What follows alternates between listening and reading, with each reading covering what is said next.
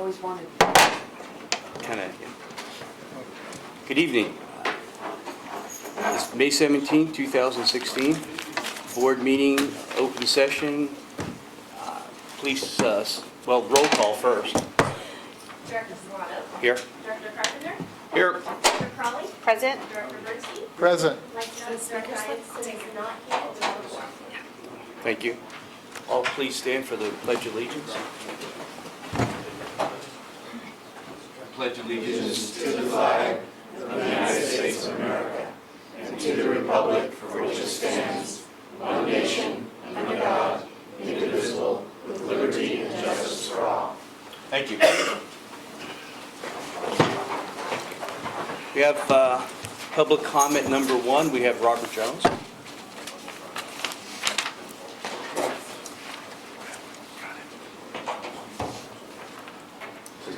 To the fire board, chief. My name is Robert Jones. I live in the city of East Palo Alto, and I work with a few people, two CERT members in the city of East Palo Alto. We organized ourselves last year. We've been meeting every month for the last, since June of last year. I come before you to kind of talk about a little bit about what we do. I know I got 3 minutes, and I want to yield part of my time to my colleague, Drake, who will make another presentation as an extension of what I'm saying. Our goal is, we are CERT members.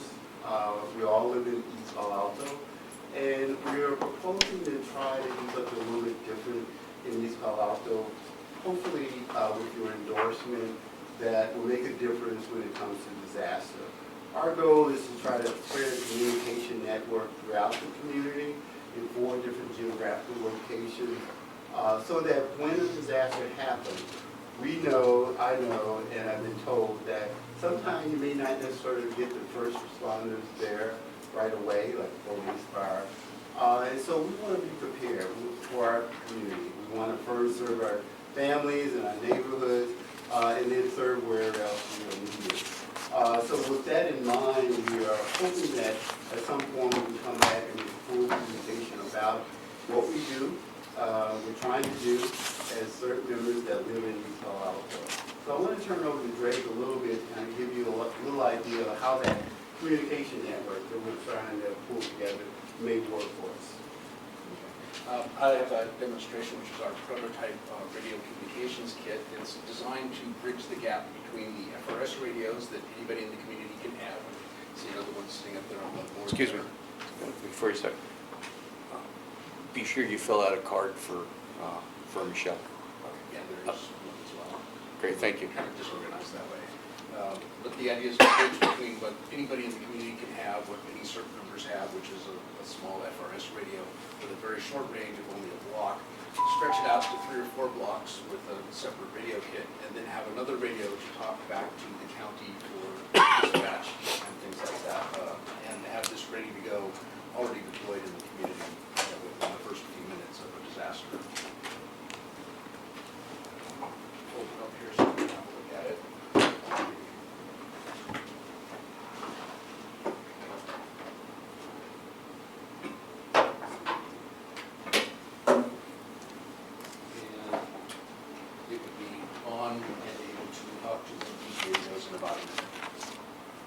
Robert, could you pull the podium back a little bit? Thank you. And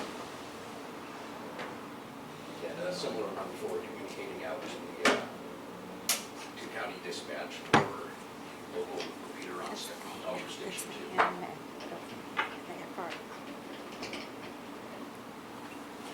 That's our radio kit that we're working on, and we're looking for the support of the board for continuing this work.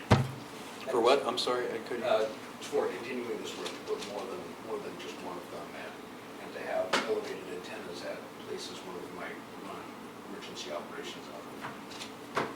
We were able to, at the City of East Palo Alto had a tree planting event through a canopy, and so we was over there at in the area of Kavanaugh, and we actually walked the entire Kavanaugh area, which is quite a distance, like almost walking from here down to the VA hospital.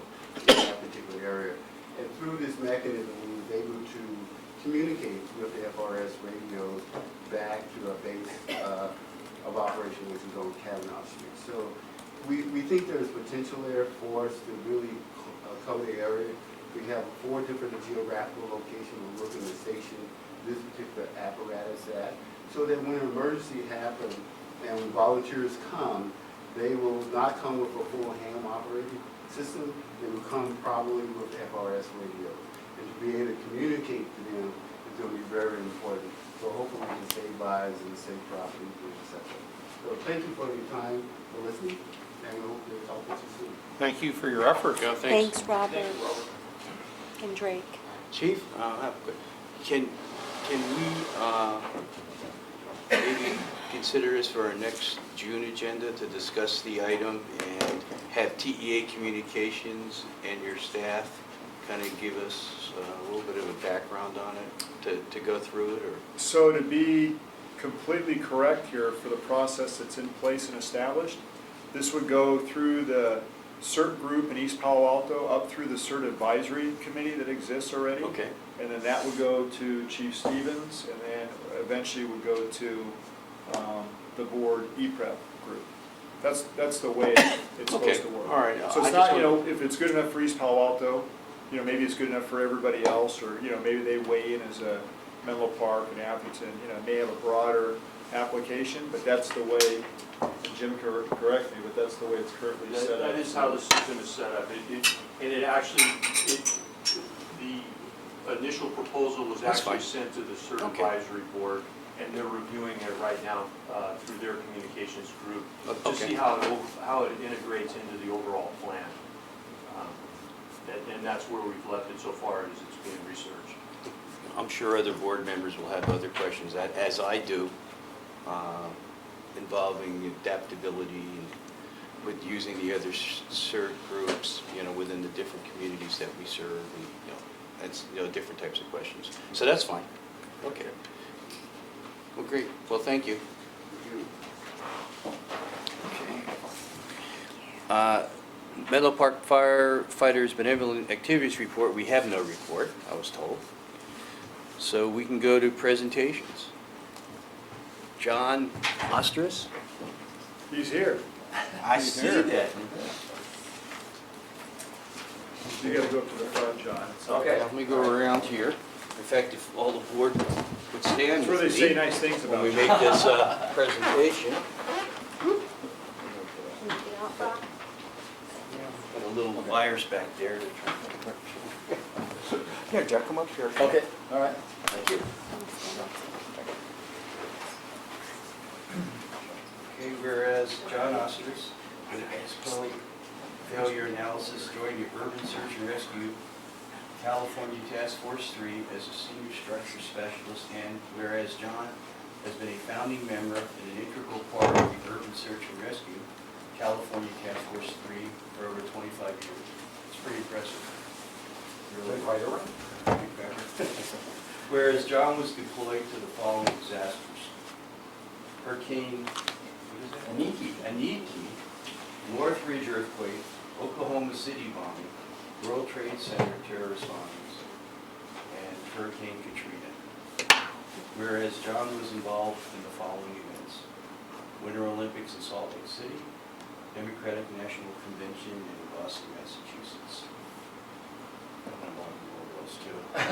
Chief has. Doesn't mean he's a Democrat, he was just there. We're going to get into politics here. Not getting into politics, so you know. Now, therefore, I, Robert J. Solano, President of the Board of Directors of Menlo Park Fire Protection District, do hereby honor and recognize John, in witness thereof, I humbly set my hand this 17th day of May, 2016. Thank you so much. Thank you.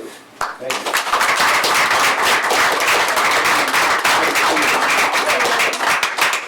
Thank you.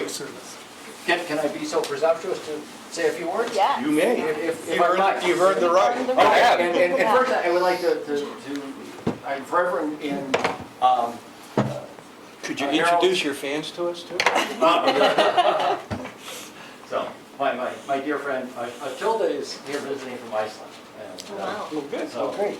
And, Welcome. We have a mutual friend whom I met in Oklahoma City, and it was our first meeting was a disaster, but anyway. That's how it works. Sorry, that was a joke, but anyway. Forever, and I indebted to Harold for coming over to our office about 26 years ago and saying, hey, I need 6 engineers, do you have guys six engineers? And absolutely, and I want to certainly emphasize Harold's dedication, his vision, and enthusiasm, and perhaps most importantly, his chutzpah in thinking that Menlo Park could actually field a search and rescue team at the national level. And in fact, it turned out to be probably the best search and rescue team in the country. You're probably biased a little bit. And, well, just a little. I try to be objective, and it's been a great honor to be associated with the team and Harold and Rex. I knew Rex when he was young. But anyway, it's been certainly an honor to serve this community and serve the country, especially in Oklahoma City, World Trade Center, and Katrina. I think those were 3 events where this team really was able to shine in the whole program. But I think from a more provincial and selfish perspective, we have the greatest collection of talent up and down the peninsula here in terms of hundreds of people who have been trained in urban search and rescue. We've got a fantastic cache of equipment sitting over in the warehouse. And my background is in earthquake engineering. It's only a matter of time before these resources are going to be put to use here locally. And I have to say that God forbid I ever find myself trapped inside a building, I want Task Force 3. So thank you very much. Thank you. Thank you, John. Mr. President, can I say a couple words? Sure, well. Because I know John would probably love to just race right out. John's a very humble person. I think he's kind of, understated what he does. My first meeting with exponent failure analysis, which was extremely intimidating for me. As a firefighter, not even as a captain, I was over there and we were looking for the engineers, and many agencies went to their local city governments. We don't have, engineers. Many cities do, but they're civil engineers. I would later know the difference between what a structural versus a civil is, because I didn't even at that time fully understand what that was. But, exponent failure analysis, I mean, they went out of their way, and John was obviously part of that. But I think where John doesn't give himself enough credit was the engineers keep us safe on the events that we go to. So if you go to an Oklahoma City, you go to a World Trade Center, you go to a Katrina, John's first deployment for Aniki was pretty much a dry run for all of us. We proved we could do it. It was pretty messy, as you remember. But we learned. It was a stair step. Oklahoma City, we went operational, and John was involved not as much with the team, but he was in the instant command post for all the teams. And so the delayering plan for the building, the removal of the structural components, how that all would work was part of what John did along with Dave Hammond. And, that kind of set the tone, I think, for later disasters. Did the same thing, not so easy in New York City, based upon some of the things going on there. But, again, trying to keep people safe, making sure that, rescuers weren't killed, and we got to do our mission, which was primarily body recovery and part recovery. Katrina was a different animal, only because it wasn't a building. But, again, John's pretty humble. I mean, John worked on the dewatering plan for all of New Orleans. And I don't think people even understand how monumental that was. So from plugging the levees to getting the pumps running to, how long is it going to take? I mean, when you really think about what he's done, I mean, you can write a book about it, quite honestly, because it's behind the scenes of what happened outside of the more glamorous rescue operations. John's that guy in the background who we always knew was watching out for our interests, but also making sure the operation flowed smoothly. So I'd like to thank John for that. He's not leaving Exponent, which is great. which means we can still tap into him if something happens here, because I know his phone number and so forth, so that's a good thing. But, you know, again, I think you've kind of understated all that you did, and it really is, it's truly amazing, you know, what he's accomplished and what the engineers have brought to the team and the high caliber of people that we've been able to associate here with in the Bay Area. So thank you, John. Thank you, Chief. You're welcome. Board members, Chuck, would you like to say anything? No, I'm very grateful for the people who volunteer their time. Virginia? I am too, and I agree with you. California Task Force 3 is the best. Absolutely. And I'm not biased either. Peter? Yeah, I would just like to amplify the uniqueness of Task Force 3. The vast majority of the task forces are based in large city fire departments and consist almost exclusively of fire professionals. And as only can be done in Silicon Valley and only with the kind of leadership that Harold provides, this task force is different. It includes civilians, and because it includes civilians, we are able to attract the kind of people that John and his colleagues represent. When they get to a disaster, we have a resource that no other team possesses. We have crane operators, etc. And it's just the beauty of thinking differently that comes from being in Silicon Valley and having the kind of leadership that we have. And we've now expanded it. We have, in addition to Exponent, we also have Genentech. Is SRI still? Yes, and hazmat. Yeah, and so it's a wonderful way in which the entire community has come together to create a truly national resource that is unique. Well, when I dealt with the Oklahoma City bombing, we had a DEA office there, we lost agent and some administrative staff there. And to my embarrassment, I didn't know people from Menlo Park were part of the search team until I was on the scene doing an internal inspection for May Justice. Ran into some of the members and said, task force. So that was my first experience. My second experience was Katrina. And Harold was stellar as always, doing that. Of course, 9/11 was another issue too. That was the whole federal communication system for Treasury at the time was in Tower 1. So we're very fortunate to have Task Force 3 and the people that work in Task Force 3. The majority volunteers. So thank you. Thank you, John. Yes, anyone have anything else to add? Okay. Well, great. We'll have you for the holiday luncheon, just so you know. So now, we've got item 3. For sure, I know her. Presentation from Menlo Park Bicycle Commission. I guess not.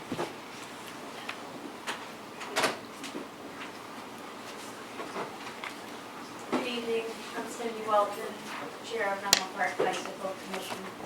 I've asked Jessica Garner from San Mateo County Health Services and John Walter, Transportation Commission, to come help tell a story and ask for your assistance. So we'll start with Jessica. Good evening. Thank you for the opportunity to present, and I wanted to share a little bit about what we do in the San Mateo County Health System and introduce myself. I'm Jessica. I've been with the San Mateo County Health System for about 2 years now. I'm from Colorado. I'm a city planner with a background working in public health, and found that working in San Mateo County was a great opportunity to really align the work that we do around the built environment with working to make sure that people can have healthy places to live and work within the county. So it's a real pleasure to be here and to share some of the work that we do. Just to give you a little bit of background about why we're interested in this type of work, and particularly why we're interested in really supporting the health and welfare of our residents to be able to enjoy physical activity in our county. Essentially, you can see our mission. We support policy change to prevent diseases and ensure that everyone has equitable opportunities to live a long and healthy life. We have 4 key priorities: housing, neighborhoods, schools, and economy. And the area that we're really focusing on with this work is healthy neighborhoods. And our mission is to make it easy to be healthy every day. And one way that complete neighborhoods make it easy is by providing safe places to walk and hike. And this opportunity, we think, increases people's options to be physically active. And this is a leading strategy for preventing overweight and obesity epidemics, as well as diabetes and heart disease. And in addition, when we have the opportunity for people to drive less and to be out of their cars, there are environmental impacts that we think are great, being able to reduce air pollution, decline to asthma and other health-related issues, and it also slows the negative effects of climate change. So one of our goals with this priority is to create neighborhoods where everyone has access to safe walking and biking environments. And unfortunately, this just isn't typically the case. We have some challenging conditions, but a lot of the issues are that people in San Mateo County have really long commutes, and a lot of the folks in the county spend a lot of time in their cars leaving the county to work in other parts of the Bay Area. In fact, only about 40% of San Mateo County residents commute to jobs within the county, and it's challenging. So we have a lot of people that are spending a lot of time inactive in cars, not able to to do much except sit there, which increases a lot of things.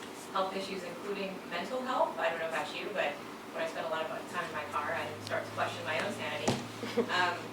And being frustrated, but also just sitting and not really able to move your bodies or to be healthy. So we really want to support public policies that promote active transportation when and wherever possible for people, so that either when they're at work or when they're in their communities, they have an opportunity to get out and to be healthy. And by doing so, we can work on bigger public health issues like climate change and traffic congestion, air pollution, and urban sprawl. And while saying all this, I do want to acknowledge that there are safety risks that are associated with active transportation that we are well aware of. And so the San Mateo County Health System, and my division in particular, which is called Health Policy and Planning, have been trying to gather a little bit of data around this issue and collect kind of a bigger county-wide set of data, and we just wanted to share that story. We've been working with different jurisdictions throughout the county to talk about this. But in general, I just wanted to give you a brief, kind of a snapshot of health in Menlo Park and some of the conditions that we see, good and bad. The way I look at some of these statistics are that there are some great opportunities for us to always do more. And in general, our county is pretty healthy. So you can see the average age of death in San Mateo County is 75 years of age, and here in Menlo Park it's a little bit higher. Most people are reporting that they're in better shape than in fair or poor health, so we have a pretty low percentage, about 8.6% saying that they're in fair or poor health. We do, we're constantly challenged by issues of overweight and obesity, and there are a lot of factors to that, and we think that one way to combat that is give people the opportunity to be out, to be physically active, and to be able to enjoy their environment safely. And again, the diabetes rates are pretty low as well. Unfortunately, though, when we start to look at those types of statistics, we find that they're really not evenly distributed, and they're not evenly distributed among different races, but also among different types of populations. So we see that overall, when we look at that average age of death, and this is data coming from 2011, so I apologize, we're about 75 and 77 years of age. You can see that different populations either live longer or shorter lives compared to that baseline. And it really does vary among different races. And income is also one of the correlations that we've seen with health. So where you live also has a huge impact on how long you live and how healthy you are. So to get kind of right to the data, I wanted to share a little bit of information about where are we seeing collisions occur in San Mateo County. I really don't want you to wait too long, but there we go. Okay.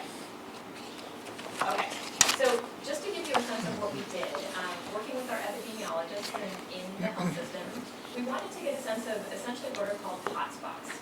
We wanted to see where we were seeing a prevalence of bike and pedestrian collisions happening throughout the county, so that we could just get a sense of, are there patterns, are there areas where we're seeing more of this happening? And clearly you can see that we have particular geographies within the county that are struggling with more bike and pedestrian collisions, injuries, and deaths.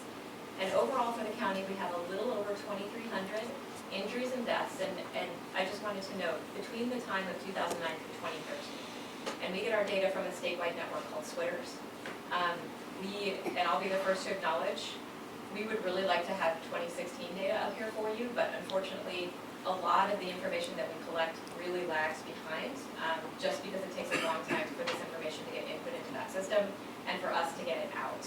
So we are very interested in working at the local level to get more granular and recent information so that we can work with you in a more timely fashion rather than kind of pointing to the past. But again, you can kind of see the areas where we're seeing more.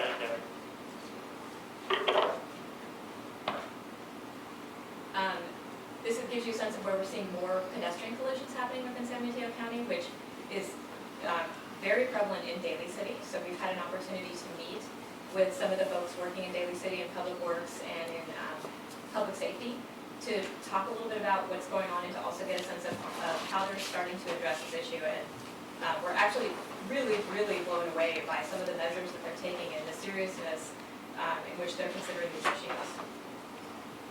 But when we look at the concentration of bike collisions, that's really, really prevalent down in this area, in between Redwood City, Menlo Park, East Palo Alto, and Atherton. So this is an area where we're seeing a higher concentration of that, and it's actually quite notable if you look at the kind of the back. And then just to give you a sense, we've had questions in the past of people wanting to know just about fatalities, so you can kind of get a sense of where they're spread throughout the county. You'll notice that they tend to be kind of along our central corridor, El Camino Real, but they spread from there. And then to give you a sense of pedestrian collisions, this is that concentration. These are injuries and deaths. And then bike collisions, so you can get a sense of where this is happening, injuries and deaths. And you can see obviously there's a lot of activity up in the hills, but a lot more activity happening in our urban corridors and really adjacent to where people work and where we're going to schools, our employment centers. We were also very interested in getting a sense of what are some of the primary factors. And in particular, when we look at bike collisions, and I always say this and ask you to consider this with a grain of salt. The information that we get is very broad, and it is also very dependent upon the agencies that are reporting the collisions. So, if you have jurisdictions that are saying that cyclists essentially are 21% of the primary collision factors, or that they're saying that bicycles are in the automobile right-of-way, there's a little bit of gray area. We're not entirely certain of, well, what happened? What are some of those factors? What are some of those issues? And when you're looking countywide, there's a lot of things to consider, and a lot of jurisdictions that are weighing in on that. But you can get a sense of really how this is kind of spread out and what some of the primary factors were. So improper turning, wrong side of the road, traffic signals and signs, improper passing, and then a gigantic proportion just says other. So it's pretty vague. We just don't know what that is, which underscores the value and the importance of us wanting to work at the local level with our jurisdictions that are on the ground collecting this kind of information so that we can provide the kind of resources that are relevant and useful to the agencies that are working in those areas. While we're on that, Yes, the 35%, that's a pretty large figure. it is. Is it that spread out relative to the causes of those types of accidents? Or We're really not sure what those other causes were and why they grouped them into that other category. Our epidemiologists have been trying to unpack some of that information and to figure out what are some of those factors. It could be a number of different things, and we're not really sure if it there's could be a high curve, it could be, yeah. a non-contact hit and run. I mean, it's just a large percentage. It is a large percentage, and it's we don't like working with that kind of uncertainty and just kind of lack of information. So, like I said, it's really important for us to work with our locals so that we can find out what are some of those other factors that we need to be aware of. Thank you. Yes, absolutely. One thing in particular that we found getting a sense of, essentially, across the county, within a quarter mile of schools, where are we, what are we seeing in terms of percentages of collisions, injuries, and fatalities? And overall, 39% of collisions happening in the county within a quarter mile of schools is pretty troubling, but you can see that in our different hotspots, that number really varies. So 41% in the Redwood City, Atherton, Menlo Park, North Fair Oaks area, all the way up to 62% in Daly City. Now granted, you're looking at different geographies, you're looking at different densities, and you're looking at different sizes of cities, so we know that this is relative, but we have tried to dig down into that data to kind of ground truth some of this. And one thing that we found is that for people under the age of 19, 49% of them were the victims of collisions in these areas. So we are seeing a lot of younger people that are being impacted by collisions, that are being hit in these areas. So because we wanted to know, are they kids that are being hit? Are they adults that are being hit? And it's about a 50-50 spread, but that's still not good news. Is there an age range, or do you just know they're under 19? Under the What's age of the 19. youngest age? That was, well, I think it went, I'm trying to think of the data, I think it was like 0 to 3, and it went in like 3 to 5 year increments. Okay. So overall, we just looked at it. Okay. There wasn't a higher percentage of any of those numbers. Okay, thanks.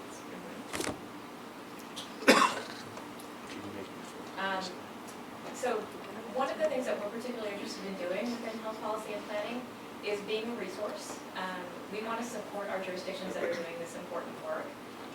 And one of the things that we've been doing is actually providing this, essentially a policy assessment and looking at safety and active transportation within our jurisdictions to find out, do you have a solid policy framework? Do you have the rules and the structure that you need in order to be successful in implementing the types of streets, the types of communities that you want to build that will encourage multimodal transportation and solid, multimodal infrastructure. So we do look at that. That's something that we would be happy to do, and we'll work with Menlo Park. We can work with anyone, and we're actually in the process of doing this in Daly City and in San Mateo. We're also in the middle, like I said, of really trying to work on a little bit more detailed collision data and analysis, and work with our hotspot communities to find out what are the underlying factors, and are there particular intersections or areas that need more attention, and what are those jurisdictions doing? Because more often than not, everybody's well aware of the issues, and we want to see if we can help to kind of dig down a little bit deeper. We're also, adept at doing research, figuring out what are the best practices, what's really coming out, not only across the nation, but here in Silicon Valley. How are communities dealing with this, and what are some of the innovative ideas? I have another question. Yes. When you were talking about the communities, I didn't see anything relative to like the highway patrol, which kind of, and the Department of Motor Vehicles, kind of oversees a lot of the data relative to accident reports that are reported because of the different blocks that they have to fill out. And of course, they provide a data breakdown quarterly as to those types of accidents. Right. By the representation of the graph, okay, I don't see, Remote to work. an example would be Woodside Road is actually a state road. Right. Okay, so is it going to be San Mateo County or Redwood City that are going to be compiling those stats? Or are they only counted one time or twice, or how do you do that relative jurisdiction? Well, we collect the data from this, it's called SWITR, so it's the acronym, hang on, I'll read it out to you. It's the Statewide Integrated Traffic Records System, I believe. So Caltrans, the different jurisdictions, they're all inputting their local and also the whomever is responsible, whoever's jurisdiction is responsible, is inputting that data one time into SWITRs. Part of, I think, the reason why the information is so delayed is because they're vetting that data, they're double checking it to make sure there aren't duplications and replications of accident data or collision data. But it's kind of a vague process, and it's also one that when we spoke with the police departments in Daly City and San Mateo, they're already collecting this information at a much finer level and in real time. So, as I said, it's our preference to work at the local level. We do have to pull this data, to serve the county, but it's not always that clear. Well, I think you just said it, that a lot of the local jurisdictions like Redwood City or Delhi City are collecting more precise, accurate data than the highway patrol, let's say, on a statewide basis would do, right? Possibly, yeah. And like I said,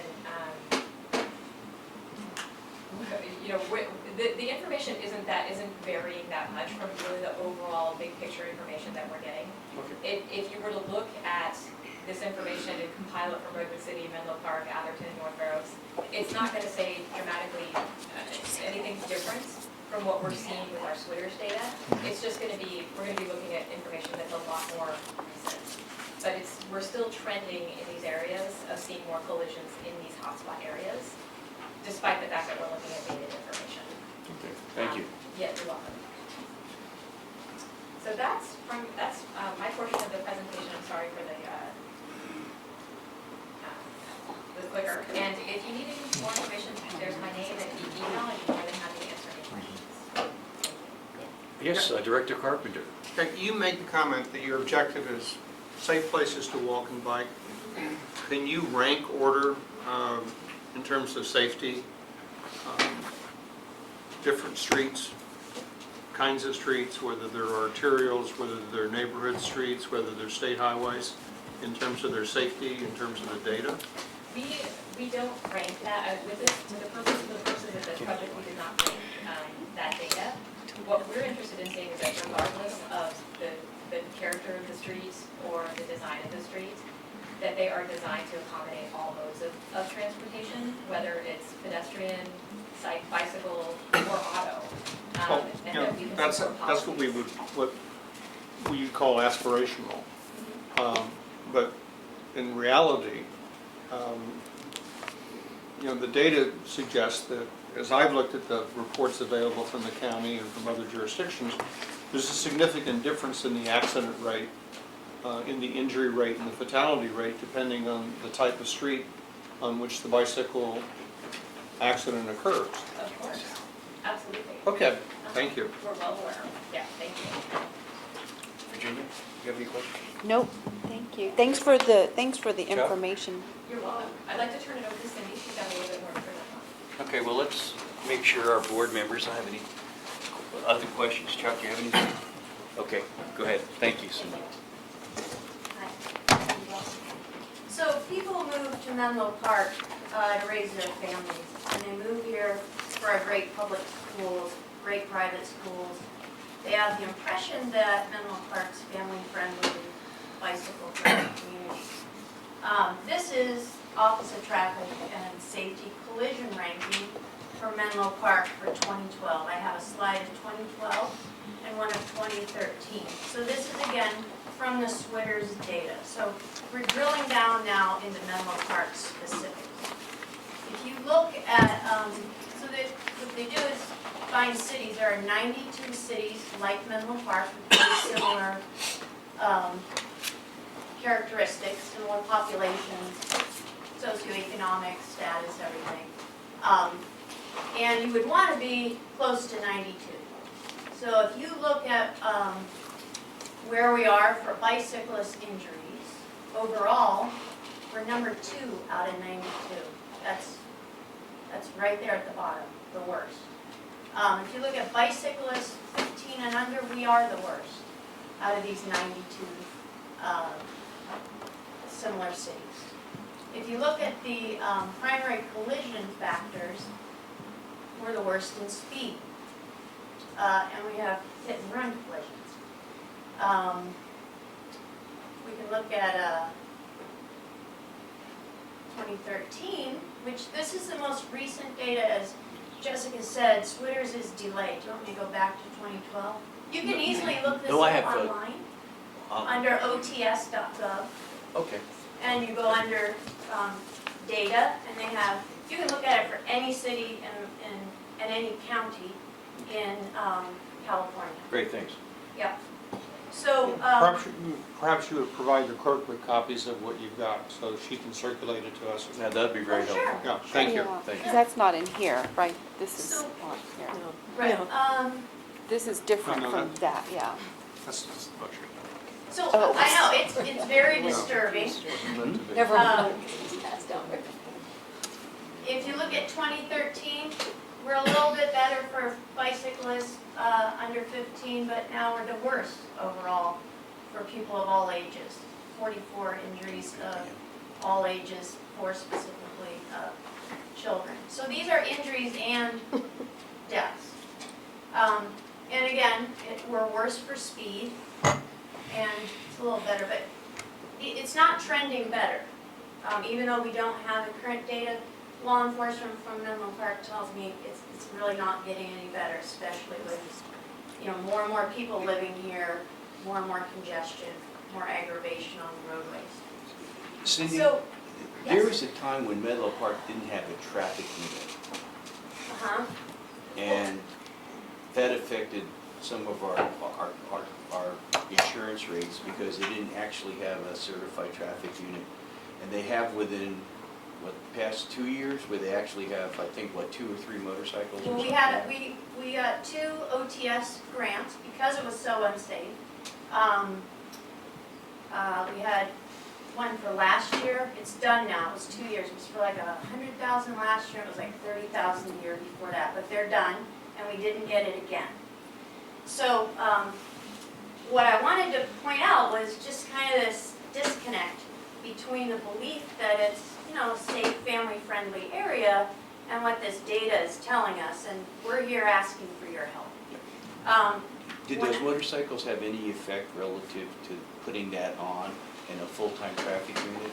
Did it have any effect? I don't know, because we need to sit down with PD and look at the most, after, Menlo Park PD came to a bike commission meeting a couple sessions ago and told us that since the year started this year, they've had 95% of the crashes that have happened involving bicyclists have been the bicyclist's fault. There were 5 crashes, 3 of them were Hillview children. So that, to me, was like, well, we better look into what's going on with the kids and see what are they being taught bike skills and competency in school? Let's drill down into the actual incidents over the last 3 to 5 years and see if there's educational opportunities for either the kids that are involved or the adults. But we need to do something as a city. We need to embrace this and see what we can do. And everybody, I feel like, needs to do their part, whether they're a school or, law enforcement or, public health, whoever. We all need to work together. I was first introduced to this OTS collision data after my husband was hit and seriously injured in a bike crash in Portola Valley. And Stanford Trauma had me organize a call to action bike safety summit, which some of you might have been at. I know some of Menlo Park PD was there. But it was a, state to local level call to action. Mike Maskridge from CHP was on our board, as well as MTC, and just everybody who owns some piece of this conundrum was invited, and then we had great multi-agency representation. From that came the Roadway Safety Solutions team, which Woodside Fire Protection has been in for the entire 5 years we've been doing it. We can talk about that another time, but law enforcement tells us that 80% of what happens is behavior related. That means 80% of these crashes are preventable. And our environment influences our behavior, and our built environment can really help modify a lot of these behaviors. You get what you build for. If you build big, wide open roads, we know now that what you get is speeding. And that really has no place around, school districts or, in many places where PD consistently finds speeding, like Santa Cruz Avenue. So even if we have not only speeding but distracted driving, these kids need to be able to experience the freedom and joy of getting themselves to school. I mean, we want a healthy community.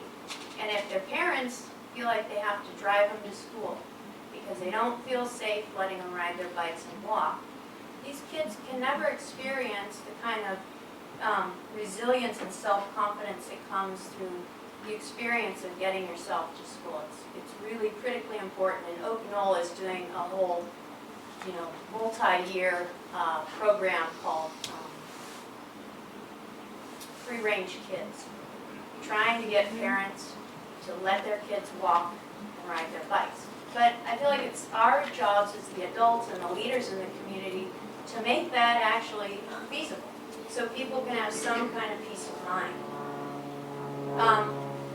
This data might compel some people to say, well, I'm not going to ride my bike or walk or maybe even drive, if they have driving challenges.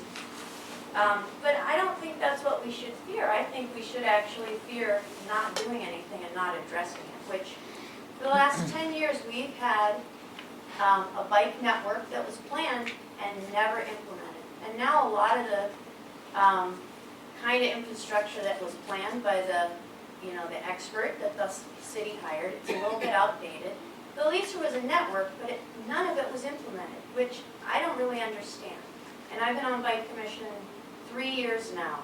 I understand in part why it's so slow with funding, but it's time really that we all get together and help it happen faster, I think, for our kids' sake.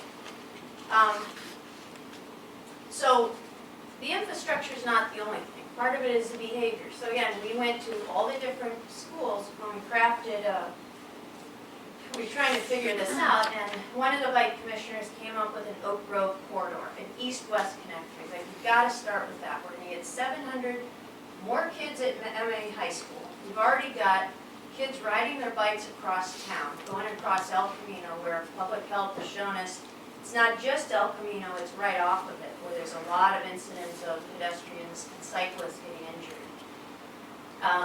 And we've got like 5th graders riding their bikes from this side of El Camino over to Hillview School with really no good, safe route to do it. And we've watched them, we've been monitoring the situation, trying to figure out how we can help them. So we went out to all the different schools along what we propose as an Oak Grove corridor, and we spoke with the schools to see if this would help them out and find out what their objectives are. Are they trying to get the families to, it turns out they are, all trying to get families to stop driving, to get their kids to walk and ride the bike. But,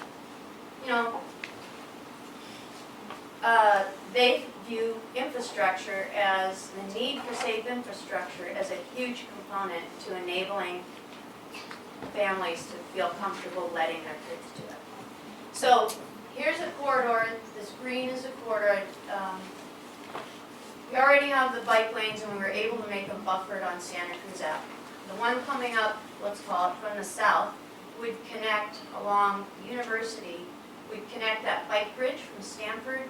So kids coming from down in the lower part of, Allied Arts area could get up to get through town. We avoided the corners by Drager's, where it gets really narrow, and went on the Crane Avenue, and then went down Oak Grove, a straight shot. There's a ton of very wide, undelineated space on Oak Grove. You might ask, well, why did you choose Oak Grove and not Ravenswood, where there's already a bike lane? If I go to the next slide. There we go. Oak Grove, it's wide, it's undelineated. It's got a speed limit already of 25 miles an hour. It has a much safer crossing over at Middlefield, and there's been 250 bike racks installed at the corner of Oak Grove and Middlefield. So it makes a lot of sense to put the kids on that street. Ravenswood has a higher speed limit. It's got almost triple the amount of vehicular trips every day. So it's a much higher speed, higher volume, and it's really not a place for fifth graders. It also has a very difficult corner situation at Ravenswood and Middleville. So this is just the turns situation, trying to separate the vehicles, which are the black lines, and their desire lines, from the green lines, which would be the bicyclists. Trying to keep them separated as much as possible from streets that really are more prioritized for, and turning motions that are more prioritized to vehicles. These are just some cross sections. Now, we can't ask you to say, yeah, this is great, do this. The city council has already put it forward for more study for a pilot. We'd like to get it implemented before the school year. And the engineers will present to you what they see as a solution for how to delineate the space. But what you have, I can show you 3 slides quickly that have Oak Grove as it currently is at the top, and what is imagined for safer bike routes on the bottom.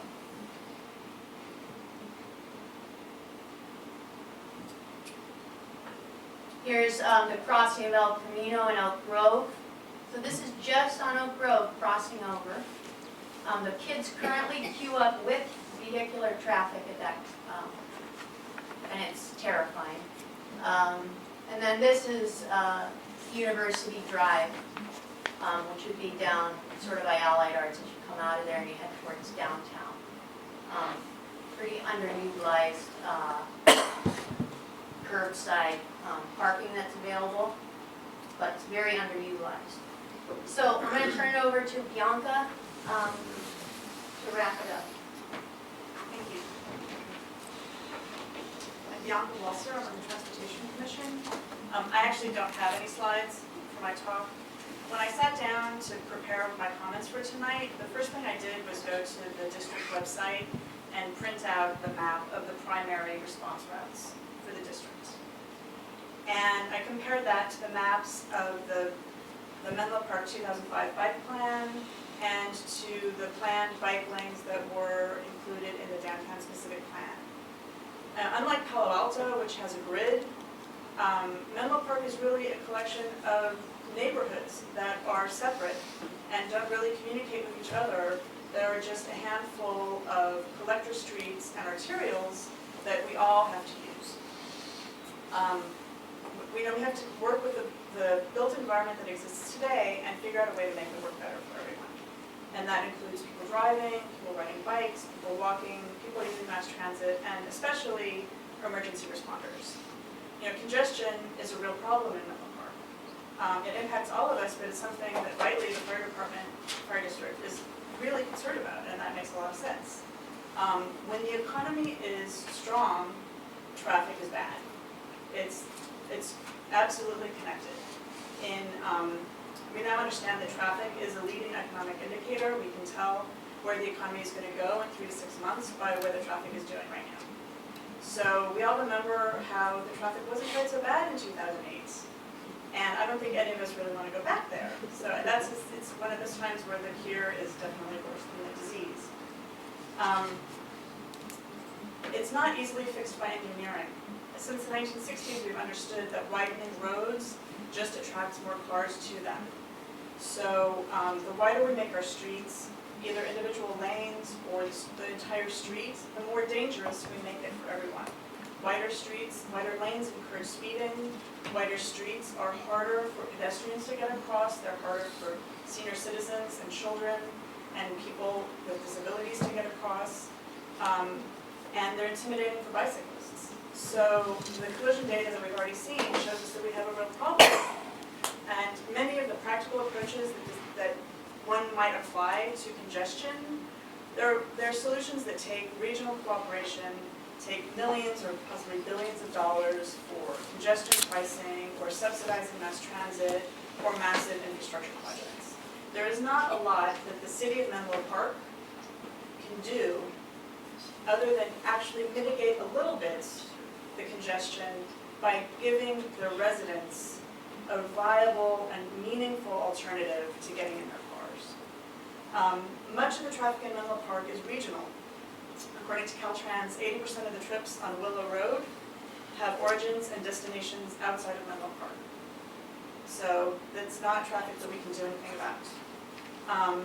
But we can create a network of safe and appealing bicycle and pedestrian networks so that residents can hop on their bike or take a nice pleasant stroll rather than getting behind the wheel of their car.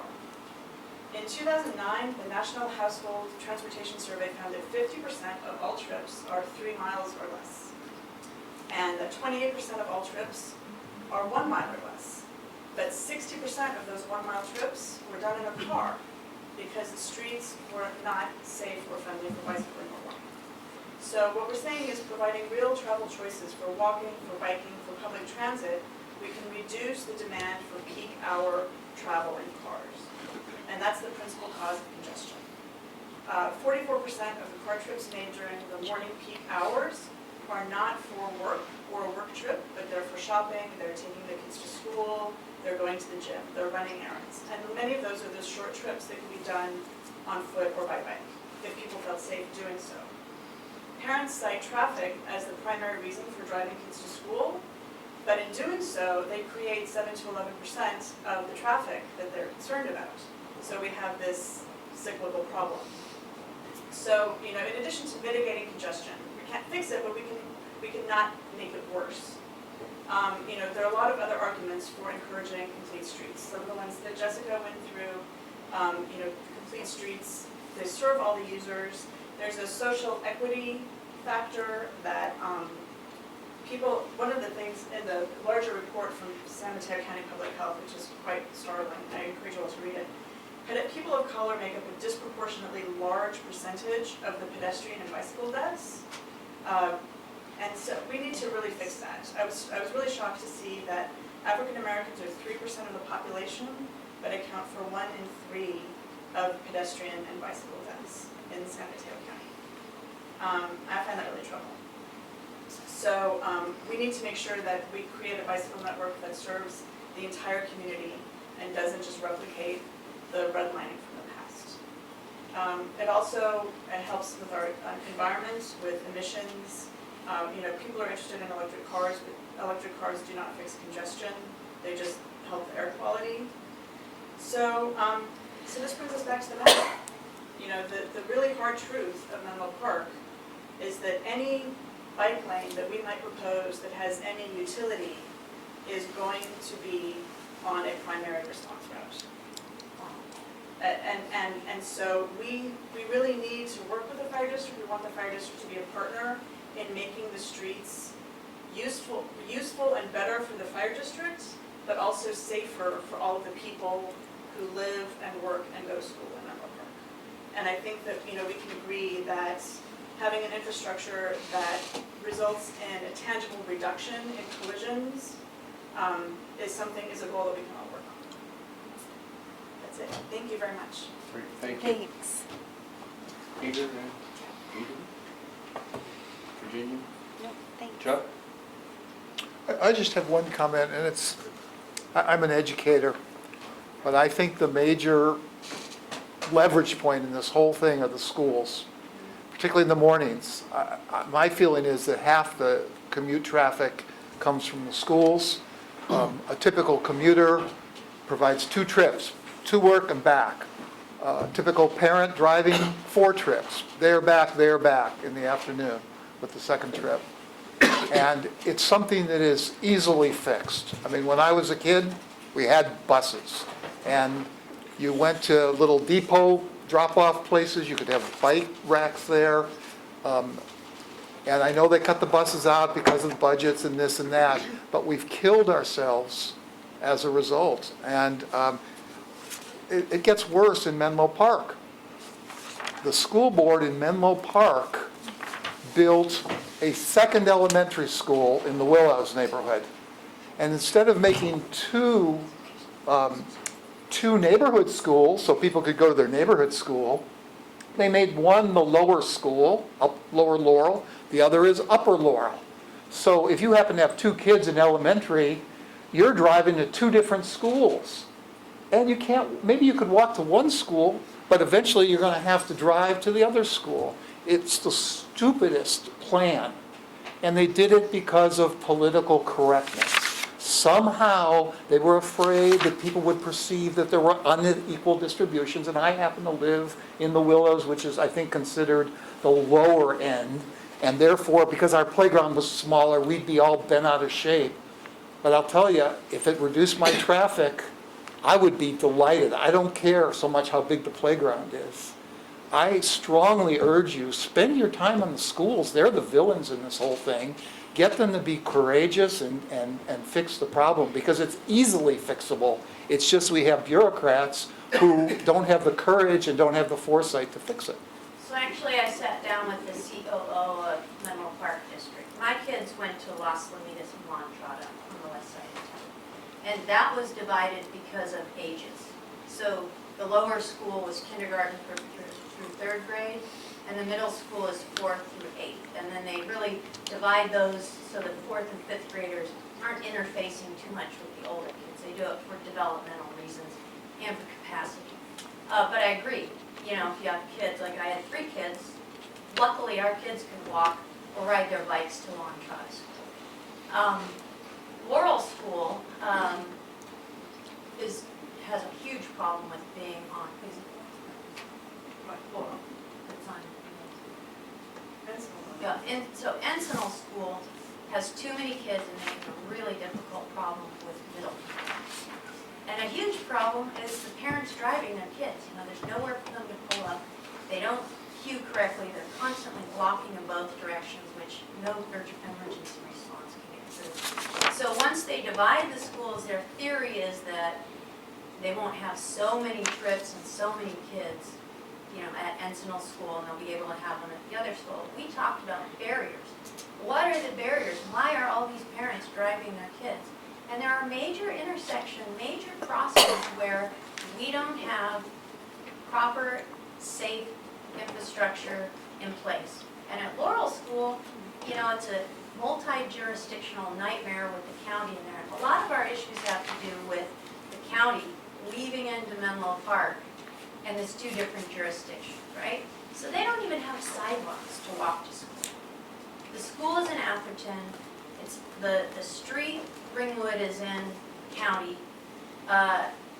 Coleman Avenue, where the parents want sidewalks and bike lanes put in, because that's where all these high school kids come from, Bellhaven to go to MA, and all these kids that are in that Menlo Oaks, which is Menlo Park, they all shunt out onto Coleman, and it's just a flood of kids, but there's all these cars, and there's cars parked there. And I went and stood there with the sheriff for the bike and the walk and roll day last week. All these parents and kids are having to go around like a couple of parked cars out into moving traffic, and the traffic can't wait, so they always cross over the yellow line, even though there's oncoming traffic, and it's just a nightmare. And our kids are suffering because we don't have adequate infrastructure in place. And adequate infrastructure ultimately comes down to political will and funding. The funding system is broken. It takes years to get funding. It's all kinds of hoops to jump through, different pots of funding. That's why we don't have the Safe Routes to School programming in all the schools, because it's a small amount of money. It's not consistent year after year. The school district has to go after it. It's not that much money. It's like $35,000 over a few years. And then they have to give all this data and do all this follow-up. So they're not going after the money anymore. So I said, well, could you at least do it in like PE? I mean, it needs to be done. We can't do nothing. And they really need to be the hub of education and help these kids competently get on their bikes. And telling kids to put helmets on is not going to save their lives necessarily when there's no infrastructure to protect them from a driver who's running up behind them texting on their phone. And that's the problem that we have. And that's what we need to work with you guys on, should we put a team together from the city and a team of you all so we can look at different options, we can come up with a menu of options that might work for different types of streets? I don't Well- know, but we need to work with you all. A lot of it deals with selective enforcement of the different agencies, the law enforcement agencies in the different cities or towns, that if they're strict with their selective enforcement, like when you said a car went around and went across this solid yellow line, well, that person should be written. I mean, people that are parked in the bike lane, well, they should be written. I mean, things like that, but those are things, unfortunately, the fire district, Right. we don't have the I don't know, the authority to write those tickets, but that's where I think a lot of it needs to be. That's why I was very concerned when they didn't have any type of selective traffic enforcement. Atherton was always forward with that, and East Palo Alto and Menlo Park didn't really have that type of an enforcement program. Well, they do now, but they didn't, and I think a lot of that had to do with maybe it cost too much, like you said. So, well, thank you for Well, that's why I wanted to point out all the E's that we're doing. We're going after all of them, not just the engineering. The enforcement piece, a lot of the enforcement done in these kind of communities is complaint-driven. It's not data-driven. We're working on that with public health and through the RSST, that's the Roadway Safety Solutions team. You really need the data to get a snapshot of what's going on and figure out how you're going to address it. Whether it's enforcement, engineering, education, a combination of all of it. But we really need all the partners involved, and that's what we're asking you all. Well, great. Be involved so that we can get to yes. All right. Well, thank you, Cindy, and your group Sure. for coming Thank you. and doing the presentation. I had no idea with the amount of fatalities in the county and in Course Lake and our community itself. I mean, but they all add up. Any board member, any more comment? And I just wanted to point out, Report I issues, did- so Chief? Sorry, No, fine. Yes. I apologize. I just wanted to point out that I left everybody a handout of our village fact sheet. If you have Yeah, any which is questions great. or want any more information, please don't hesitate to let us know. And we'd be happy to explore opportunities with you and your partners. All right, and then Thank you. Michelle, are you going to get the PowerPoints this that they did so we can have questions? Great, thank you. Mm-hmm. All right, thank you, ladies. Thank you. Thank you.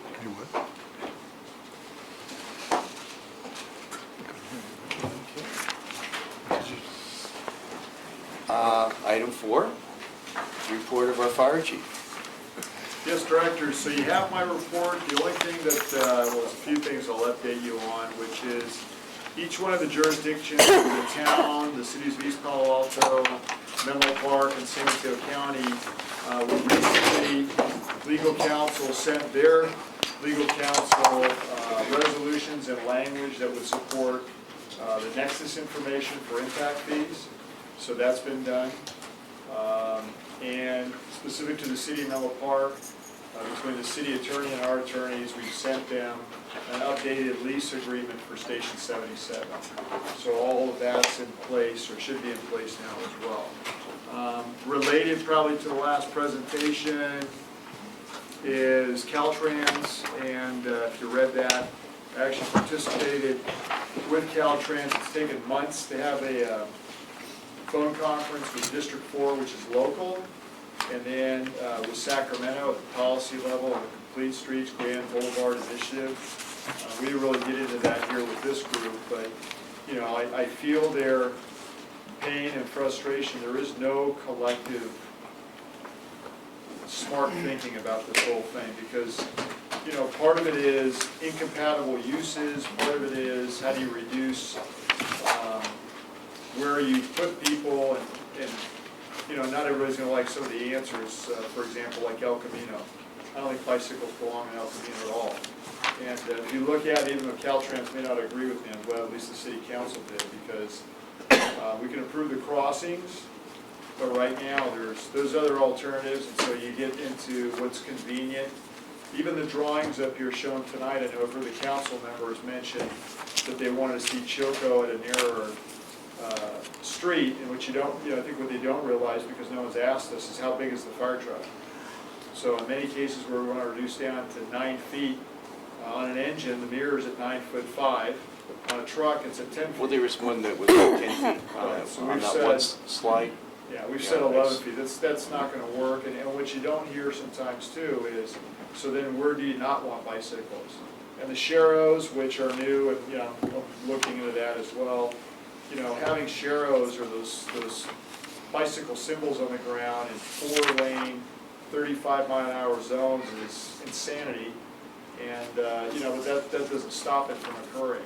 So I think until we can work out, I think they raised some really good points. It's not always about convenience, and there's also data within the data sets. So the district's well aware of part of the data, because I listen to the radio all day long, and we respond on these calls. So, part of the data is interesting in one respect, but we can look at our own data where we're going to calls on fatalities or injury accidents and so forth. We have all that. And, you can listen to the firefighters talk about 2 people on bicycles colliding with one another. I saw a woman today on her cell phone texting on her bicycle, or people running intersections. So, it's not all about the bikes, but certainly if they were to ask us, I could certainly recommend safer ways to do part of what they're doing, because there needs to be a balance struck between emergency response, the primary response routes, as they mentioned, but also, I think, a respect for public safety, which currently I don't see. And an appreciation that all those dots that they showed on that map, that probably all wanted to get to the hospital and have us get there quickly when somebody was hurt. And that's counterintuitive to what I'm seeing, on some of these proposals by, the different traffic divisions and so forth. So there needs to be, I think, a bigger meeting of the minds, if you will. Caltrans, interestingly enough, at the state, theirs also is related to global issues and climate and all these different things. But what Caltrans didn't have, and if you go to our website, you can see it, as you know, is by reducing traffic on El Camino, almost every side street, which they don't have the data or information for, has traffic control devices on it, because it's going to go somewhere. It's like water. So by reducing the speeds, by reducing the size of the roadway on a state highway, all they did was shove it on every side street that connects to El Camino, because everybody uses now the HERE app or the Waze app, and they find a way to go through the community. And as soon as that happens, all the neighbors complain about people speeding down their residential street. And then we get all the control devices, which we're currently, I think, at 299 or 300 within the district. So, those are the kind of difficult conversations that need to occur. And I think, as I mentioned to Director Solano Carpenter today, maybe Caltrain could give some easement on their rail, because last time I checked, the train doesn't swerve very often unless you drive in front of it. And so that's not a normal thing. But there's no issues there with traffic. So until you take these incompatible uses and separate them, we're going to continue to see, I think, some of the problems that we're seeing today. And again, people aren't looking at El Camino as a feeder to a hospital. Not everybody's walking, riding. Many are driving, and Stanford, Kaiser, the ambulances, all those things are interconnected. So that was part of the conversation I had with Caltrans. It wasn't exactly what they wanted to hear, but if you go to their toolbox, there's nothing about emergency response or public safety, primary response routes, how big fire trucks are, response times, and everything associated with public safety and public health that we would consider. So it needs to be a balance. We're not the only consideration, but I got to tell you right now, we're not even on the radar screen. So that's a problem. And I respect the folks for coming here today. I actually personally think bicycles on Oak Grove, when you look at the traffic counts, make a lot of sense. But then take the bicycle route off of Ravenswood, and that's the part where we only grow the network, we don't shrink it to where it makes sense. So of course, weighing in on that will be also where you put the 51 vehicles that can park between El Camino and University Avenue on Oak Grove in downtown. I don't have an answer to that. So, that's another part where the city is gonna study it. As we all know, parking's at a premium in downtown Menlo Park, so where does that go? And, there's a lot of, again, challenges that, if we were partnering, I think it would be, and it's starting to happen, at least with the city, it's been happening with Atherton. We're working on crossings, as you know, together, like at Almondral for the fire station and a route across the street. So anyway, Caltrans is an interesting entity to deal with. Other than that, you have my report. I don't know if you have any questions, I'd be happy to answer any questions that you do have.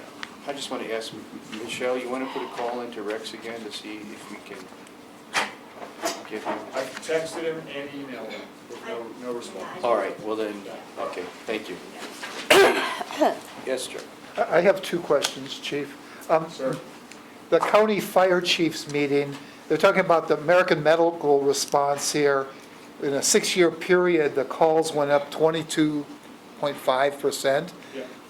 There must be some explanation or hypothesis about why that's occurring. We don't have that much higher population. If people haven't aged in 6 years so much that it would account for that. Is there some rationale? I haven't heard what they're, deeper in the data, what that says. I think, you're asking good questions. Maybe, again, not to focus on the last group, but maybe when we look at the data, it's multimodal, people doing, different types of transportation they weren't using before, so there's more incidents. Is it more vehicle collisions? I don't know. I mean, that's the part, they just gave us the numbers. I thought it was interesting because it speaks to, it kind of correlates with what we're seeing in an increase in call volume as well. We can look at ours and we know down to the, the granular level what type of call. They didn't present that. The second question that I have is, under Fire Station 77, Yes. can you just give us a quick update on the status of the lease agreement? Is it done yet? So actually, legal counsel sent that off today to the city of Menlo Park. Oh. So it is done for their review. I don't think Bill McClure's commented yet, and I sent it to the city manager. So, ball's in their court at this point. Okay, thank you. Yes, Peter? I actually looked at the draft, and I'm still not clear how the language in the draft ensures that if we need to have an adjacent parcel not owned by the city, how we're going to go about getting a building permit which crosses over a property line. And we're working on that internally at Myers-Nave, doing some research about the lot lines. Yeah. And once we come to some conclusions, we will make recommendations for the lease. So the lease that was sent over to the city is still in draft form, and we can absolutely make changes to it. So we're looking at that legal question, and Tim Kremen specifically is looking at that in his application, but he's back tomorrow. So I'll make that a priority and highlight that for him Okay, tomorrow. well, I worry that we sent them something that doesn't address that, and I hope that doesn't jeopardize our ability to change it. It will not jeopardize our ability to change it. Why not? Why don't they just simply say, thank you very much, we accept this proposal, and Because we've made it clear to them that this is just the beginning of, this is our first draft, and that we want to have a conversation with them. So it's not a final draft. I will not rest well, but thank you. Understood. Virginia? Noted. No, I just want to thank the chief for, working so hard on the hires and the promotions. I know that's taken a lot of time, and I know you continue to do a lot of work on that. So I And your appreciate staff, that. and your staff, and Right, your so staff. there's a lot of people working on that. I I know. just get them when they finally give them to me and I have to interview people. So that takes time, but it's Yeah. actually interesting and somewhat fun, depending upon who it is and what they've done, so. Thanks, and thanks to the staff, too. Okay.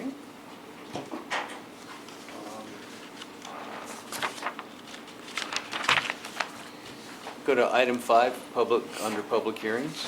Conduct a public hearing on the notice to destroy weeds, declaring weeds to be a public nuisance. We have one speaker.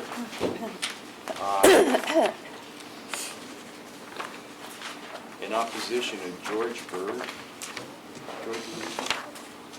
Okay, our fire marshal's going to do a presentation, George, and then our fire marshal is going to do a I presentation. just was going to speak real quickly that last month you guys took action that declared weeds that were visible or part of any type of an abatement process with any of the jurisdictions we work in as a public nuisance with flammable vegetation. We sent letters out to all the property owners and asked for self-abatement, and of course now we're in the process of public hearing for people to either say that they comply or not, or contest that the nuisance or not, and so we'll open up obviously to that process as a public Great, hearing. great. Thank you, John. Okay, so I'll open up public hearings, and we have one speaker, which is George Bird. Thank you. We'll limit you to 3 minutes, sir. 3 minutes. Yes, I would like to give this exhibit list and exhibits to somebody for your consideration. Well, The clerk, the board clerk. Okay. Thank you. You should have a letter from my neighbors, Diane and Winging and Diane Comey in your records as well. They mailed it in last week. In the exhibits I gave you is a letter from Sarah Michi, my neighbor across the street, and there are 7 photographic exhibits, A through G, as well as a cover sheet that describes those exhibits. The letters speak for themselves. I will comply with any order to remove plants that you issue, including my rose bushes, if you so order. I only ask you to be specific. That is, do not order general removal of weeds, then after I have removed weeds, after the fact, say, gotcha, we decided that your flowers are now weeds and we're removing them. That has been the way you have proceeded, or your predecessors in the forest, you have proceeded in the past. Removing my crocus plants, my amaryllis plants, my African flag plants, and even California poppies. I ask that you no longer do so. Should you do so, you will likely interfere with the contractors I'm engaging to remove various trees on my property and make various repairs to my house. The following is for anyone who is actually involved in these removal orders. The exhibits A through G, photographic exhibits, are in the list you have. They should speak for themselves. I do not believe that a reasonable person would consider my plants in Exhibit A to be noxious and dangerous weeds subject to a removal order, and at the same time consider the actual weeds in Exhibits C through G around the willows to be weeds that are not subject to a removal order. I also note that Wing and Diane's African flag plant, which is in Exhibit B, are considerably more numerous than my own and are not subject to a removal order. How they magically change from being noxious weeds on one side of the property line to perfectly acceptable on the other is beyond my understanding. Aside from the unavoidable revelation that Wing and Diane also grow African flag plants, I will only say that the actual weeds in Exhibits C through G are located about 3 blocks at most from my house, and some are much closer. Perhaps you have relied upon statements by the complainant as a basis for your order. I believe that your complainant is either militantly ignorant of elementary botany or alternatively may be merely being deliberately disingenuous. I ask to rescind, that is, to retract your removal order. Thank you for hearing my request. You have the photographs, and I hope you have the Wing and Diane Comey letter already in your possession because they were mailed it last week. Well, thank you, Mr. Bird. We'll have our fire marshal Well, respond. following up that, we will obviously work with the individual to make sure. I have no problem coming out and taking a look. Obviously, our concern is for dry weeds vegetation that is an issue, not landscape, manicured aspects. So we will come and take a look, and I know that we look at ones that have been, again, referred to us as hazards or past practice. I have no problem addressing your concerns and seeing what's acceptable. And Mr. Bird, you can contact our fire marshal, and him and his staff will work with you relative to your concerns. Is there a telephone number? Yeah, I'm gonna. Yeah, he's gonna give you his card, so you can be in contact. And we already have a list of people that have already complied, so we just have a remainder list that has till June 1st. And so Okay. with that, I believe we have the next board action item. Okay. So, are there any more public comment? I don't believe so. I'm going to close public comment. Excuse me, was that on weed abatement or all public comment? No, weed abatement. No, weeds. We're on weeds. We're getting there, though. We're chugging along here. Okay. If there is none, I'll close public comment. So, next we're to the consent calendar. Move approval. Second? Okay. Any discussion? All those in favor? Aye. Aye. Aye.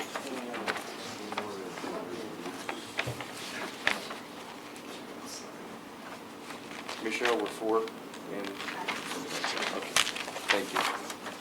Okay, next to the regular agenda, for item number 10, we have the speaker. Drake. Oh, we have let's see. What item? Huh? Public comment. Oh, public comment. Oh, yeah. Hey, Michelle. Drake, Dietrich, Yeah. Drake, Dietrich. That way you go sub-zero free. Do we- Thank you, Michelle. I was right with the chief. Drake Diedrich was the guy that presented the radio. Yeah, well, that's, I was told it was for item 10, but Oh. it was a budget thing, but it was clarified by Chief Stevens that he'd get to go through the CERT advisor group. Okay. So, Okay, so item number 10. I just wanted to say that I gave handouts to you Can I folks. just Right. stop for one moment? Do we have people here who want to speak on other items? Yeah, good question. I think Jim wants to speak, right, Jim? Number 14. 14. Anybody else? We have a public comment. Number 2. Well, that's public comment number 3. No, number 2. Yeah, we talked about this Two. before, that when we have members of the audience that have items on the agenda, I would suggest that we move those items up so you don't have to sit here while we discuss things that are of no interest to you. So I would propose that we move the one that you want to Item comment 14. on up, and the public comment for the lady. Well, I have to stay all night. Oh, okay, fine. Wow. Okay. Jim, do you want to?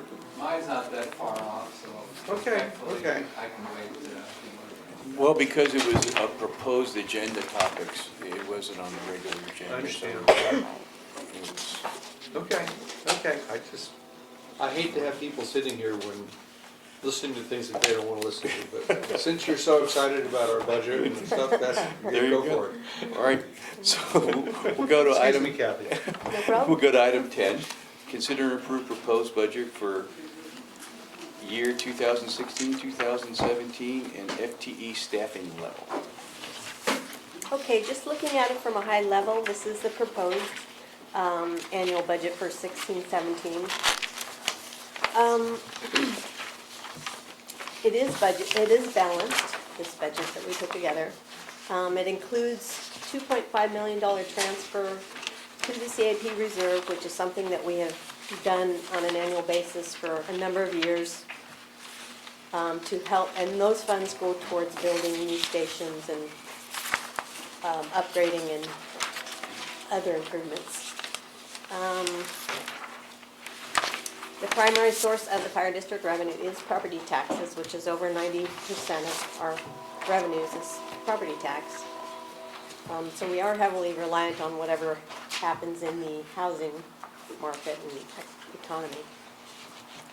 Growth in assessed property values continued to improve through 15-16, and there's signs that new development is still continuing. The district's revenues from increased tax valuations and cost recovery fees for the coming year are well supported by local economic conditions. So as far as revenues, we're doing well. Things look like they will continue to do at least as well. So looking at it from a very high level, we have the 16-17 proposed annual budget. We have a chart that's on page, 3 of the handouts. And it shows the general fund,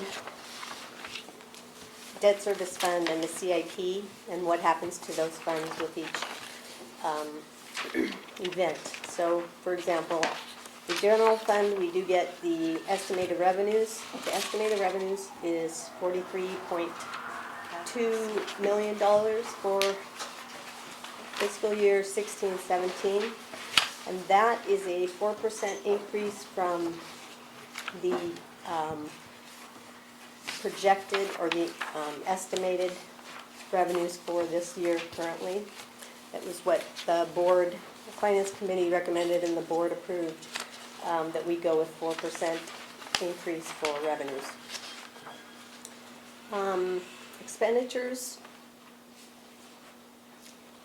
let's see, expenditures on a high level, everything looks good. We're coming in right at where the revenues are, with still being able to transfer out the $3.45 million. 2.5 of that is for the CIP, which I just talked about, and then there's the $950,000 that is for the debt service payments. Then at the end of the year, because we budget an additional amount for the PERS deduction for employees, we take that additional amount that we have budgeted and put it aside in a reserve to help pay for the unfunded liability. A couple years ago, not this year, but the year before, we did make a $12 million payment toward lower that, and that was it was a really, really good plan, and showed good fiscal management in looking ahead and doing that and setting that up. So the district continues to see that as important. Okay, as far as apparatus and equipment, we are going to be purchasing a list of different apparatus, rolling stock. There's a list on your staff report showing a ladder truck.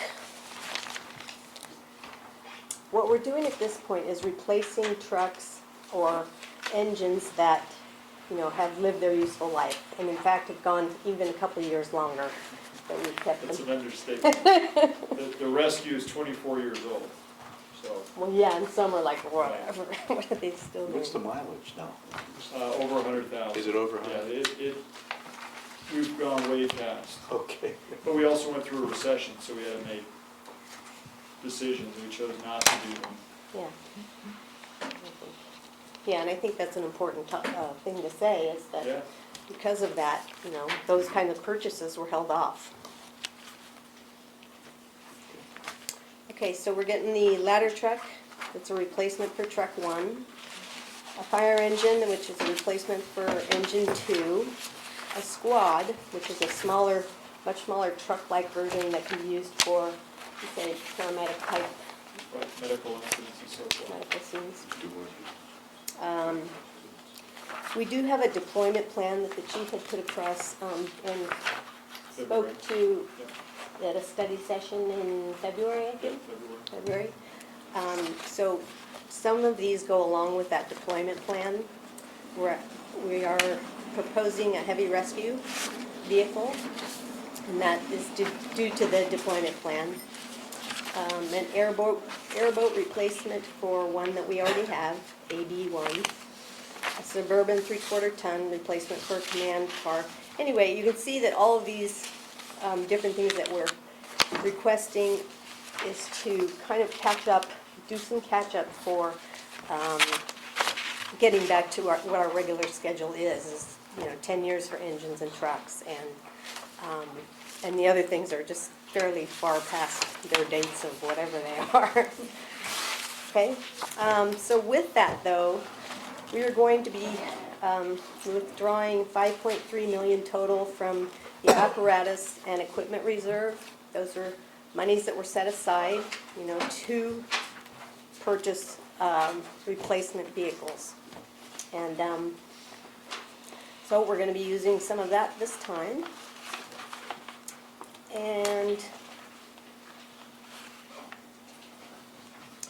so I think at the end of the day, we're hoping to add, an additional 2.5 to the PERS stabilization fund. And that's pretty much the budget from a high level. The revenue assumptions, I already talked about a little bit. The projected tax growth rate of 4%, which was the committee's recommendation, and the board approved it. Educational revenue augmentation fund rebate. The excess ERAF rebate is not guaranteed, and therefore it's not included in the projected revenues. And it was a couple million this year. San Mateo County Controller notes it would be prudent for taxing entities to consider these funds one time and should not include them in ongoing operating revenue projections.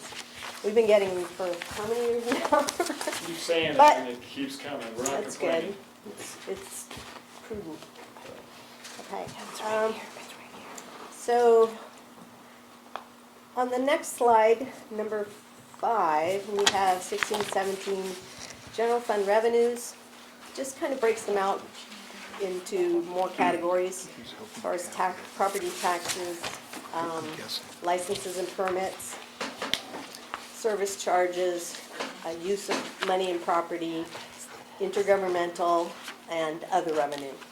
And we do anticipate this year, we estimate we'll be collecting about 44.7 million. And for 16-17, we propose 48.5 million or 48.6 million that we anticipate. Now, if you compare the 16-17 proposed to the 15-16 adopted budget, the year-over-year increase was almost $4 million, which was 10.18%. So the increases were significant. And again, last year we had projected revenues to be 4% above. So it's nice to have the extra to put into different reserves and things that we hold for later dates.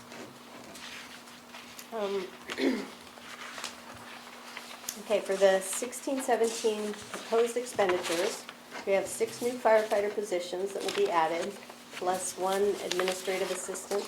That's for suppression and training. So that's mainly the suppression side, what they're going to be adding. Administrative services has added 1 accounting payroll technician and 1 half-time assistant, administrative assistant in HR. Those are positions well needed. I have a question Okay. on positions. I remember when we had done the fire prevention presentation, that we were talking about adding another inspector.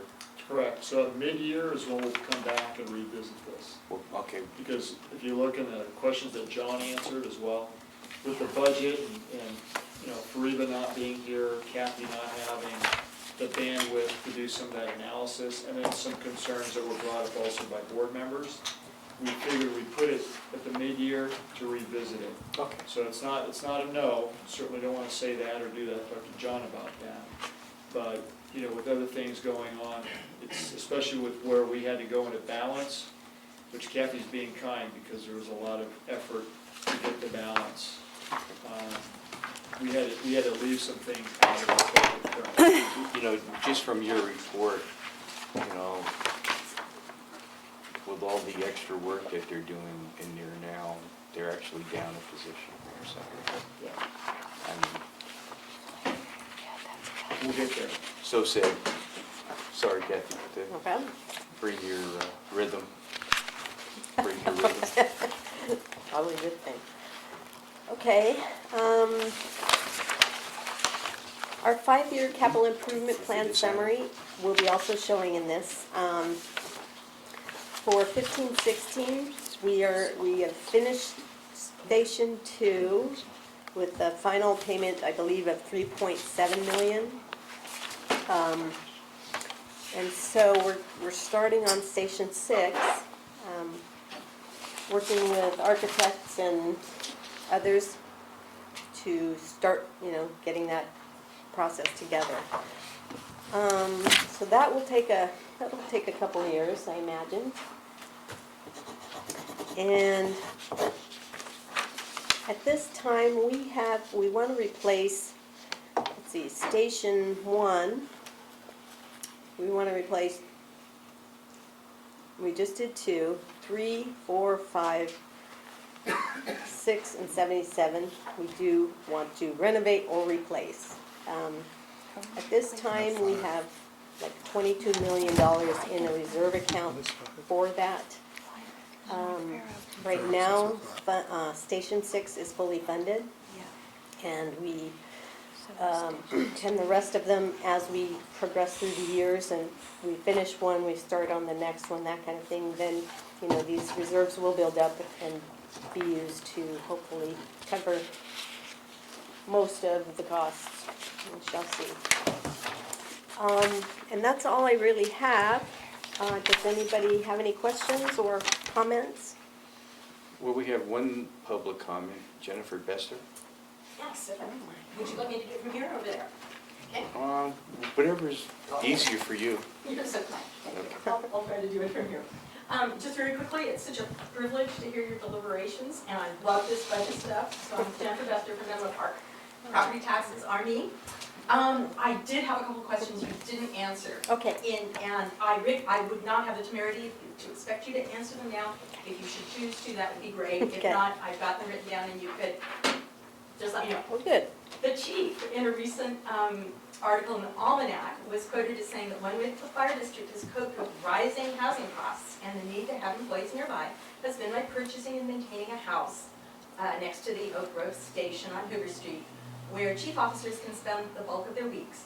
My question is, are the costs of this house, including utilities, maintenance, and so forth, and any property taxes, though I don't think you pay those, reflected in this budget as an employee benefit, or just as some other category? Again, I don't want to put you on the spot and answer that. No, it's an easy question to answer.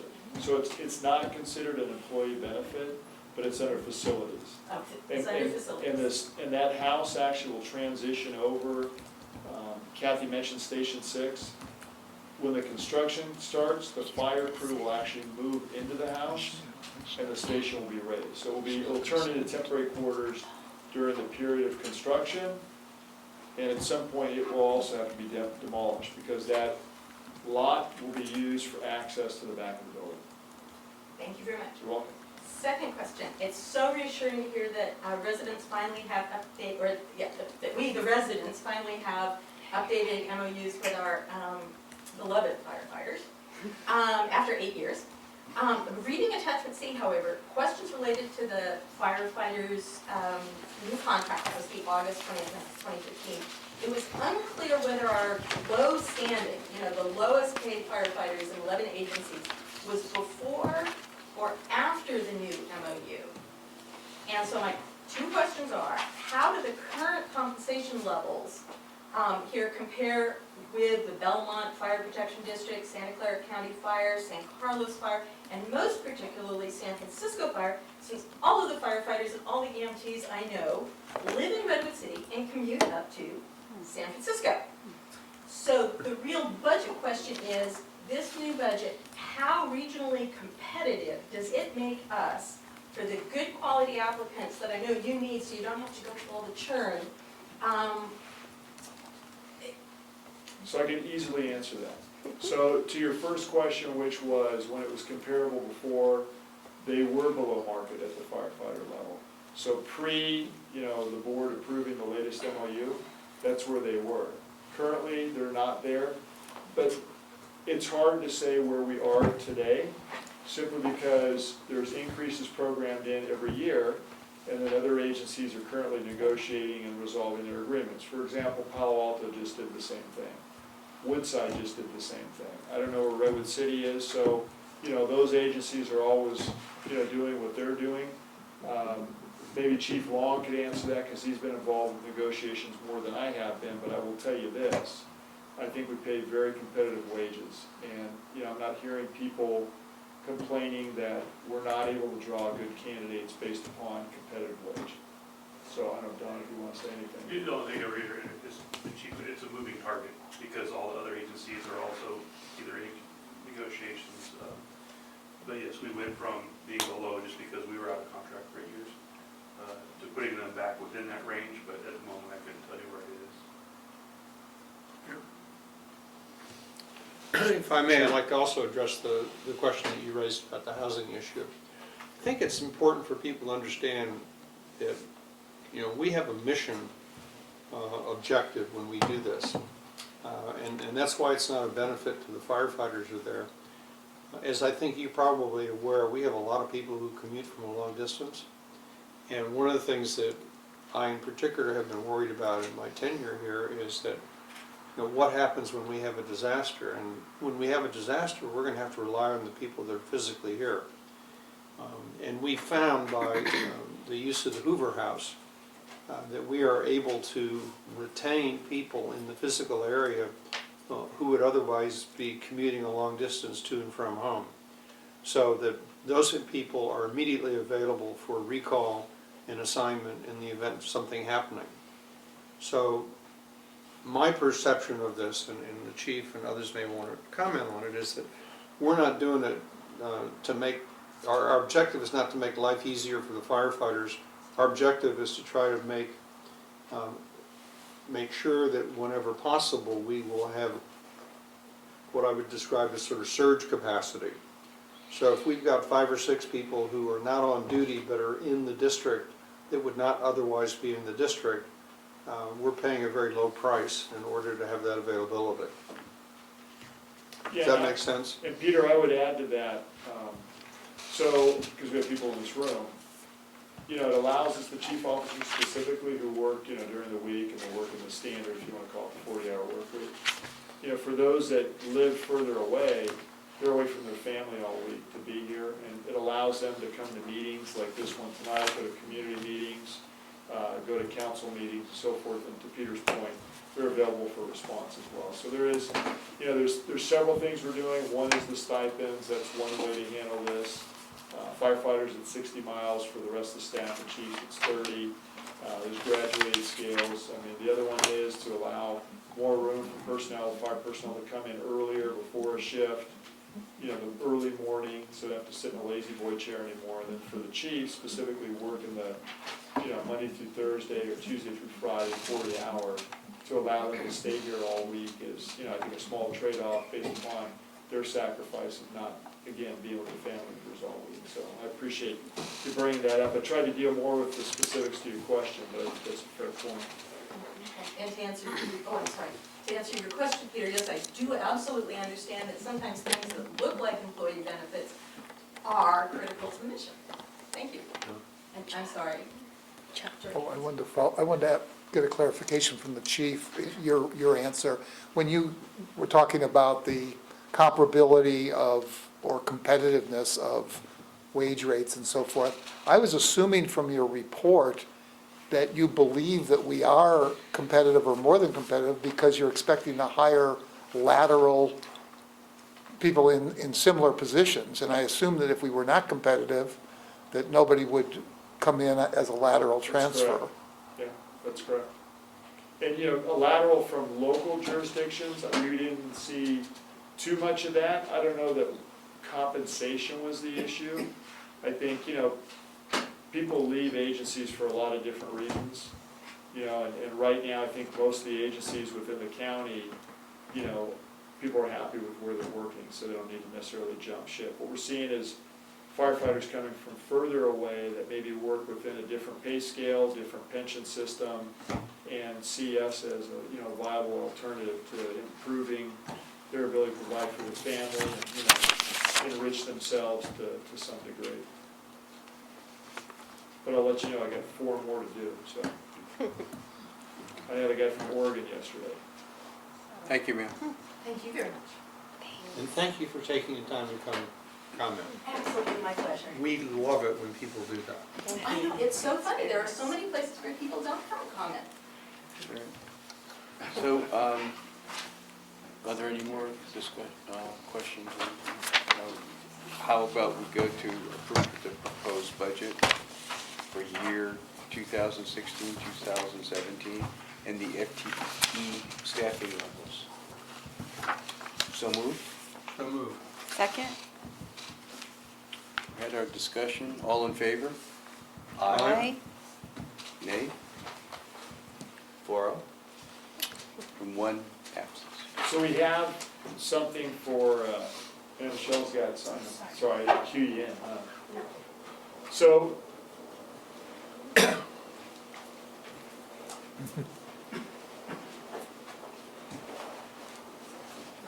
it's a small gift. So cute. So I have to So say something, nice. Kathy is work, as we all know, we're short-staffed. You don't plan on people leaving the agency, especially when you have senior members who, for evil left for her own reasons, and, good luck to her, Godspeed. But, as Kathy can tell you, when you lose your accountant, as you're trying to calculate the budget, figure out what was done before, Kathy, being here just for over a year, for even being a historian for many years, I could tell you how difficult it's been for her to kind of figure it all out and then wrap your head around, some of the higher level issues, which is the fleet purchases, because as we discussed, we haven't done things for many years. I mean, 22, 24-year-old pieces of equipment aren't what we want to do, but, the board had a policy during the recession, we cut back. That's the sacrifices you make. And we did that, and I think we're proud of that. But now is the time, as we see things recovering, to make some strategic moves to continue to pay off, the debt, the unfunded liabilities for the pension system, put money aside for capital improvements on facilities, as she discussed, and then address FTEs, which we're doing. So, I mean, all that sounds really simple. It's extremely complicated, and what we see tonight is only part of what Kathy's worked on. And I can tell you, she's pulled some all-nighters, which I'm not too happy about. And when you're changing the light timing in the garage because she's leaving at 2 o'clock in the morning or 3 in the morning when the lights are typically used to be off, we changed it to 4 in the morning. So I'd like to thank Kathy for all of her hard work. It's a small token, but let me tell you, it was a monumental task, given everything that occurred, to do what she did. And I truly appreciate it, and I hope you do too. But if you saw the lights on, it wasn't Motel 6, it was the finance office. So thank you, Kathy, for all your hard work. Thank you.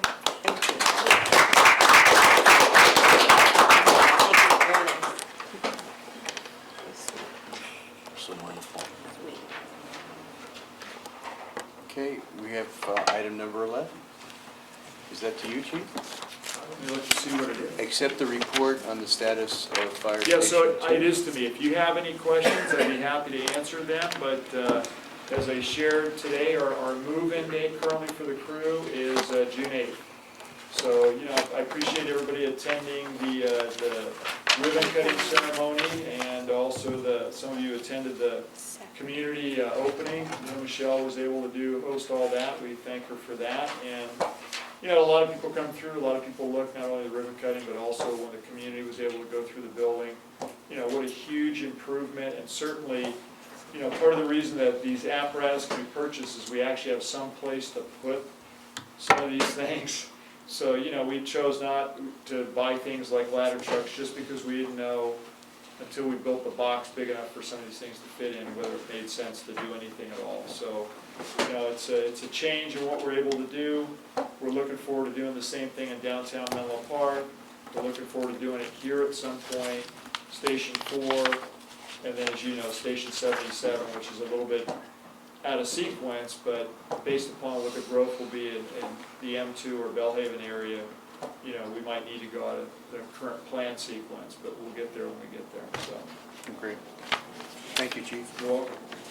Item 12, accept the status of Fire Station 6 project as of April 30th, 2016, and consider for approval a resolution authorizing the fire chief to sign and amend increasing the contract with CJW Architecture by $127,497 for revisions to the design of Fire Station 6. So when we did the February presentation, we met with the staff, obviously, before that. Operationally, what we looked at was the station was designed for one large drive-through bay, could accommodate a tiller truck. There was a second bay in the station at the time. We were looking at using it for a battalion chief vehicle or to park a reserve piece of equipment.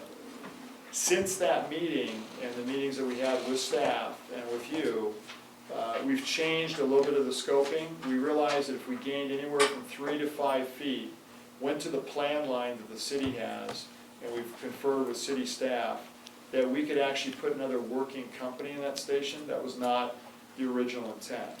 So I think that's a good longer-term investment. Right now, there's 3 feet in the bay when you back in an engine company.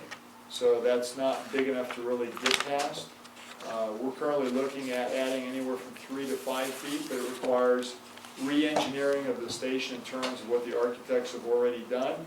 That's what the dollar amount is for their work, for all the plan drawings. And I know one of the concerns from the board was how long. Currently, we're looking at a 4-month additional time frame for this to occur. And then to process, you'd asked, you know, Chief, can we trust the city? That's a bigger question that I can answer, but let me just say this. Staff is writing from the city a report that they have said to us they will recommend to both the Planning Commission and the Council that we go to the plan line and that we increase the size of the station, or the size of the station for those purposes. So Great. That's as good a commitment as I can get, is if they recommend. I obviously can't predict what the Planning Commission or the Council would do, but you know, if we get the staff endorsement, I would assume, hope, presume that the Council and the Planning Commission would approve it. They have nothing to lose and everything to gain. Absolutely. So, do I have a motion to, yes, Chuck? Go ahead. Oh, do I have a motion to approve?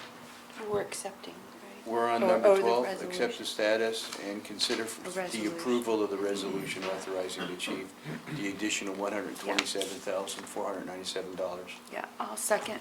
Okay. All those in favor? Well, You have a Discussion. Discussion? Yes. Yeah, go ahead. I'm sorry, I was waiting for the discussion. So, Okay. Do you know, does CJW use a CAD system for their design, or are these hand-drawn? They do. They use the CAD to create the drawings that they're using. It just seems to me that I read the explanation here, but for a relatively small number of feet, $127,000 is just outrageous. The other thing is, though, it seems to me that we should know better. When we're planning for this, we're talking about buildings that are going to be used 20, 30, 40 years from now, and to cut it so close that we now have to go back for another 3 feet, it just seems to me not very good planning. I mean, we learned from Station 2, we spent $420,000 in change orders for that station, and now $127,000 just to redo some drawings that are on a computer. I mean, I would think it was a lot to spend $10,000 to do that, and I just think we need better architects, or we need better computer system or something, but I understand the calcs have to be done, but the engineering calcs are done almost automatically in these CAD systems and so forth. I don't know, I don't have I know that we have the option of delaying this a little bit, and, you know, what's 4 months? I don't know. I know eventually we would have to pay it. The idea is, do we get it approved from the city? Do we spend the money and then have it be wasted? Or will the city go ahead and approve it and so forth? And that's something that I can't speak to. I have no idea. But it just seems to me it's too much to spend no matter what. And that this should be, I don't know, a qualification for the use of these folks again. There's just something wrong. What's the total architecture on this I project? forget what it is. It's in the It's like, report. I mean, design fees, the total design fees, well, it's hard to tell. It looks like it's just under $1 million or And something. that's typical. Usually around 800 to $1 million is not unusual. But $12,000, 12% of the original fee just for a minor change. I mean, I can tell you, as somebody who's had to pay for buildings and designs and all that, I'd be screaming at them. I think it's too much money. So let me answer, because there's two questions within that. So to go back historically to the plan line issue. So the original station is built to the plan line. The plan line is the city plan line that they've imposed on that street. So part of what could go on in Oak Grove was, if the city choose to, they could take back a certain amount of the street. If you look at what it is closer to El Camino, it's a wider roadway. And they don't anticipate doing that. So because of all the issues that were surrounding and swirling around the lot merger, as you know, this is part of the downtown specific plan. It was part of the measure that was out there. At the time, we chose not to do this because it was complicated, convoluted, had many moving pieces to it. Since that time, I think there's been somewhat of a thawing, with the city staff. They now think it's a good idea, because we asked that. I think strategically, we looked at things, to your point, a little bit differently. Before, I will tell you, I felt the constraints of all those different issues surrounding the station. Menlo Park, what was going on with, everybody who liked the downtown specific plan, didn't like the downtown specific plan. We all know the history is they should have included the Hoover lot within that as well. They chose not to do it. We have a sequel on this lot, which is ridiculous. It's a fire station for a fire station. There's a lot of different things, I think, with the city that we've been on the ride for, and I wouldn't want to take that ride ever again. It's been expensive to do it. It's been problematic. So that's why, long way around, we do it. It makes sense to do it. Now, to your point on cost, I wish I could disagree with you. I mean, you know what? Maybe my next life will be an architect, because I got to tell you, these guys, they got a good gig going. John, to what Kathy said, John's been on the phone.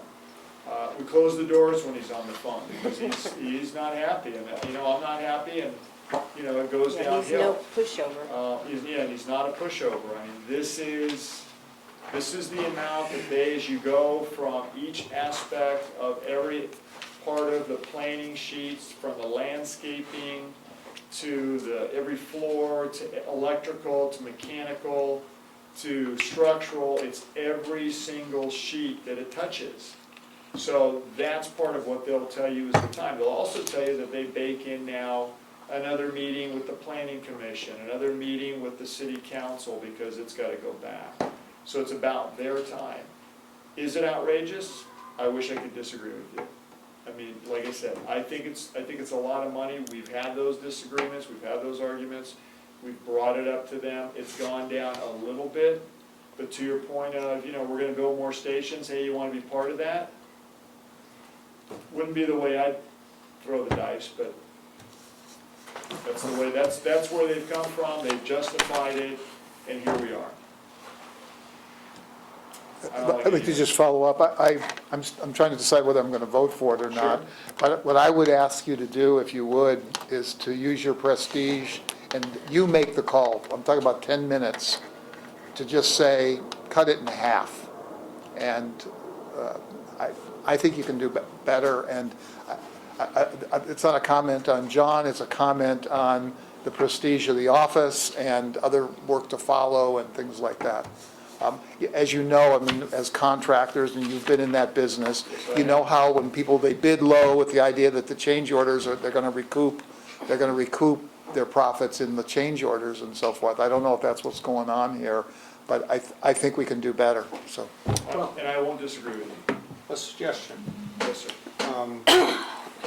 I'm impressed by the issues that Director Bernstein's raised. I recognize that we still have some time before we get written confirmation from the city that they're prepared to, in fact, commit to this. I would like to move to table the motion so that, in fact, the fire chief can have that phone call and say, hey, the board didn't approve it. They're very concerned about the price. The motion's been tabled. You know, let's talk turkey. Yeah, that independently of what the city is doing has no effect. Just so you know, so we won't lose any time with the city of Menlo Park. Staff is still progressing forward. Right, I would move to table then. I'll second. Okay. Take a vote. Chief, are you Any comfortable with that? Yeah. Absolutely. Okay, great, I think it strengthens I your. mean, I wish I could disagree with Director Bernstein on this one, Right, but but this strengthens totally your agree hands, with because you can Director say, Bernstein. hey, look, you know, went to We the didn't board. authorize it. You know, they wouldn't approve it. Yeah. Doesn't mean we can't come back and approve it, but we're not gonna approve it tonight. We want you to go try to get a better deal. So that would be the direction then. Absolutely, be happy to do it. So- Thank you, Chuck. So the motion is to table. All those in favor of table the motion, say aye. Aye. Opposed? 4-0. Okay, thank And you. you have your direction too, Harold, right? No, I know exactly what you want. Perfect, thank you. I'll close the door too when I have that conversation. All right, proposed agenda items. Let's go to Jim's here, and then we'll go to the other one. How's that? So go to what? Jim, consider request from myself regarding board discussion on the Friday closure of the administrative building. And you have a speaker card, Jim.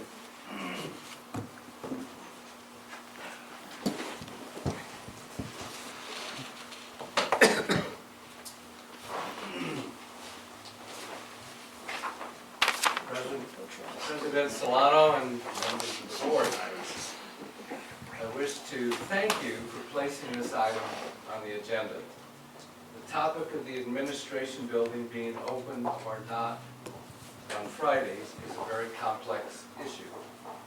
At last month's meeting, one board member inquired on whether the union is involved, and the answer from the staff was yes.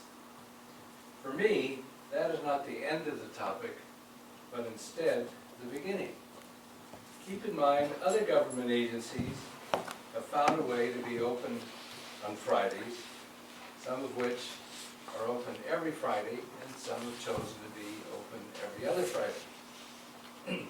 Why do they do this? I think part of the answer is due to the fact that when the Fridays were dropped, the economy may have been in a recession, and it was an important consideration in the budget. Since that time, today, we're experiencing an unprecedented amount of growth and development. As you know, the staff is just inundated with a number of requests. Perhaps one or more of the staff members who live locally that can easily drive to the Menlo Park office could consider working on that Friday. Or perhaps staff members that are working 4 days a week now, from Monday through Thursday, some of which could shift to Tuesday to Friday and still have that 4-day-a-week program. Having staff look into this will give the issue its day in court. Questions such as how many phone calls are missed on Friday, or the question of how many folks come to the front door only to find it locked and are turned away. Perhaps surveying developers, vendors, and others for their opinion could be done as a way to evaluate the importance of being open on Friday. To me, the issue is worthy of further consideration, and I would encourage you to place the item on a future agenda. Thank you very much. I would move that we place this on June agenda. the June agenda. I'll second it. Could I ask a Little question? discussion. Could I ask I'm only wondering about the June agenda. What's on the June agenda? Do we know? I mean, Yeah, final approval for the budget, Other items.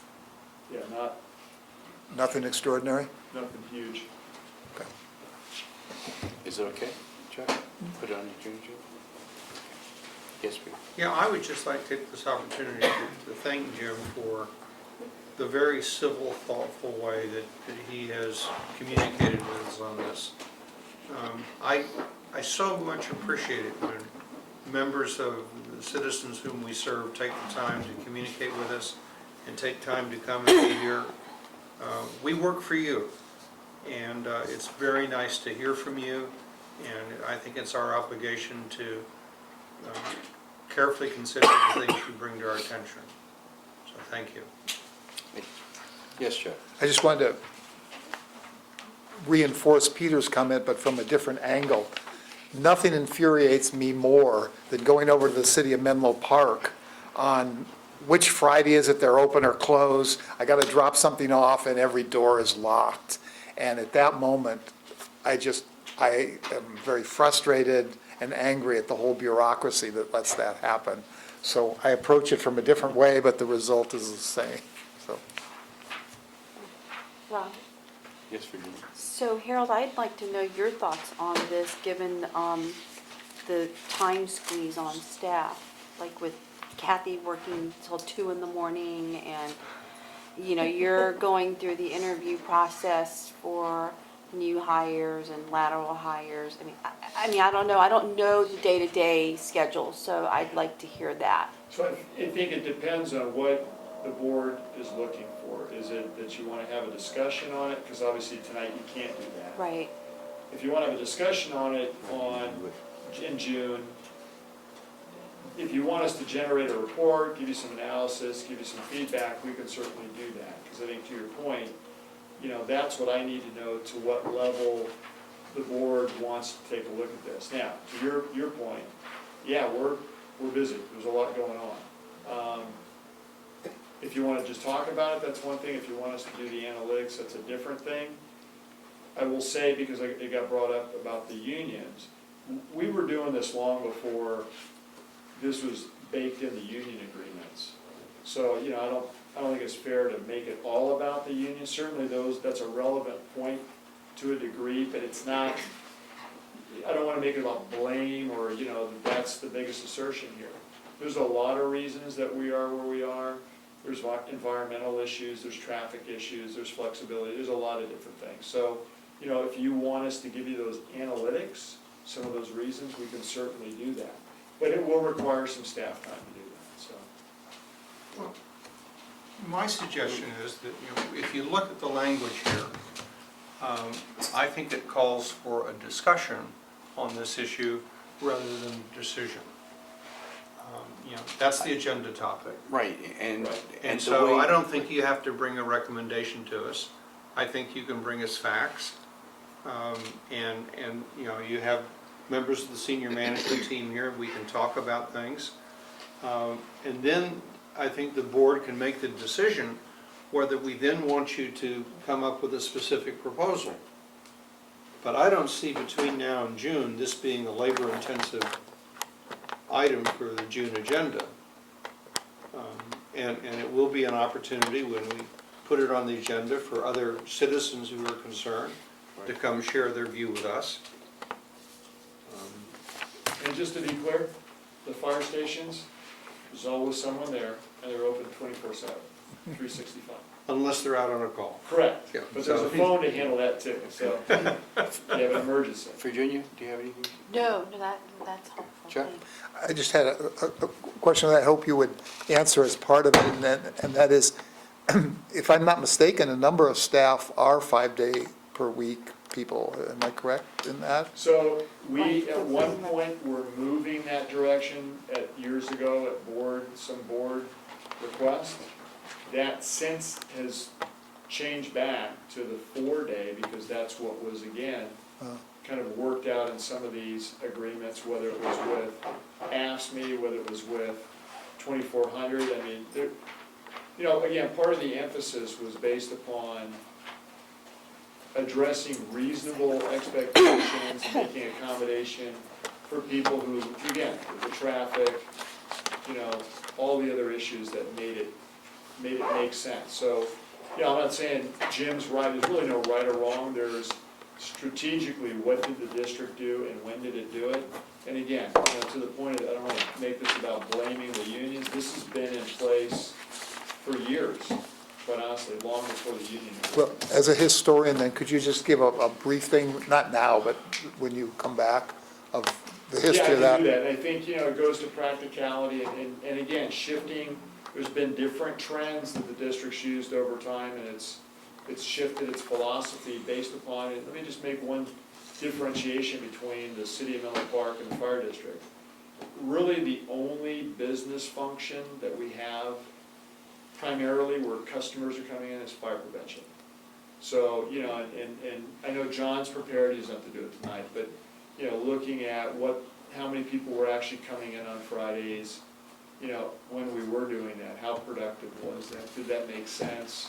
You know, are the contractors not coming in? Is there a different way, to your point, you know, the questions about voice messages, in the future, sending in plans electronically? You don't even need to drop them off anymore in the future if we can do it electronically. So, you know, there's a lot of different things that we are looking at and we're going to do differently in the future, so.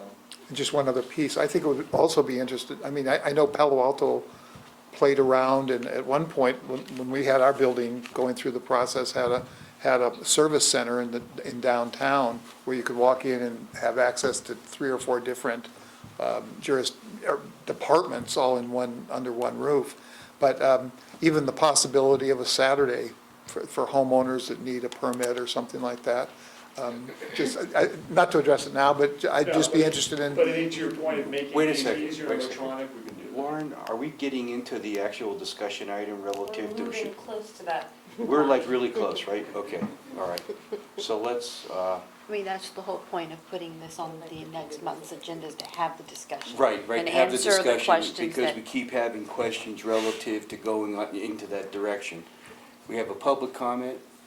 It's only if background information is relevant. If it's not relevant tonight, then I need to make it some other time. It's up to you if you'd like to speak. Yeah, exactly. Yeah, I speak only, Linda Gregory asked me to go quick tonight. I only speak from the standpoint of background information. The chief is right, this schedule was in place considerably before the union, the advent of the union at Menlo Park. And the agency was part of a group of agencies that chose this route for 2 things that were happening at the time, neither of which had to do with the economy, interestingly enough, except for the general issue of money, of cost, of running a place. There was not a recession. What we had was the energy problem of 2000, 2001, the great energy crisis that resulted in the recall and all the rest of that. And a big surge in the effort to try to do power savings in public buildings. That was one. The other is something, and I don't have a perfect lineage on this, but it's the California State Legislature passed something called a Congestion Management Program, which then went down through CCAG. You know, I'm not sure I could do a great organizational structure chart of exactly what the elementary canal was that it flowed through, but in any way, it ended up going through, and in which every public agency had real pressure to sort of cut down on 2 things. One was the number of cars on the road at any time, and the other was the hours at which they were traveling. Peak commute hours. They're a big a big pressure to reduce peak commute hours. Now, every agency, some agencies just chose to ignore all of this. Others chose other methods, and this agency apparently was one that looked at those two issues and said, a Friday closure makes sense because, and this is my understanding of the history, there is very little business on Friday. Very little business of the type that comes in, the only piece of business being done being in fire prevention. There was very little business then. And so what they did was, the agencies that chose to do closures, did two things. They got the cars off the road one day a week, and for the other days, they pressed the commute hours out with a 4-10 schedule so that the morning commute was earlier and the afternoon commute was later. Therefore, they were contributing less to traffic congestion. I think my understanding was that this agency also had one other thing that weighed, which was that it could save on custodial services if it was open one less day a week. And so that's my understanding of the background. When the union petitioned for recognition in 2007, we didn't get a contract, we didn't finish our contract until the middle of 2009. At that time, all we did was to memorialize what was already in place. There was no feature about the schedule that we made any change to, not any of the conditions, not anything. We memorialized what was already there. So that is the history as I know it, and I think that's pretty accurate. My guess is that the implementation of this agency was definitely no later than 2004, was probably 2003, maybe even 2002, because that's when these factors really, the confluence of these two factors. And that's my information about how it came about. We have not been involved in further discussions about how that would work or whether there would be changes. What I do know, and the only experience I have, is where folks are pulled off one day and put on another. You have to balance the down staffing, and we don't have a big staff. You always, and these are other agencies, you have to balance the down staffing on the day that they're pulled off, or is it worth it on the day that you put off? That's the experience I have, and it's with the county of San Mateo and other agencies. So, and my sources are the history that members gave us when we came here, and also the fact that in those years I was actually alive and out there bargaining pretty much in both the West Bay and East Bay, and this was an issue that was discussed in many, many agencies. So that's the background. Would you like to call the question? Okay, thank you, Linda. Yeah. You were deciding whether to just put this on the agenda, that's the issue. Right, that's the issue.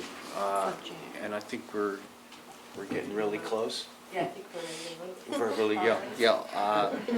The motion is to put it on the agenda. I'll second that. We already have the motion. All right, let's vote. Okay. All those in favor? Aye. Opposed? Thank you. Thank you, Jim.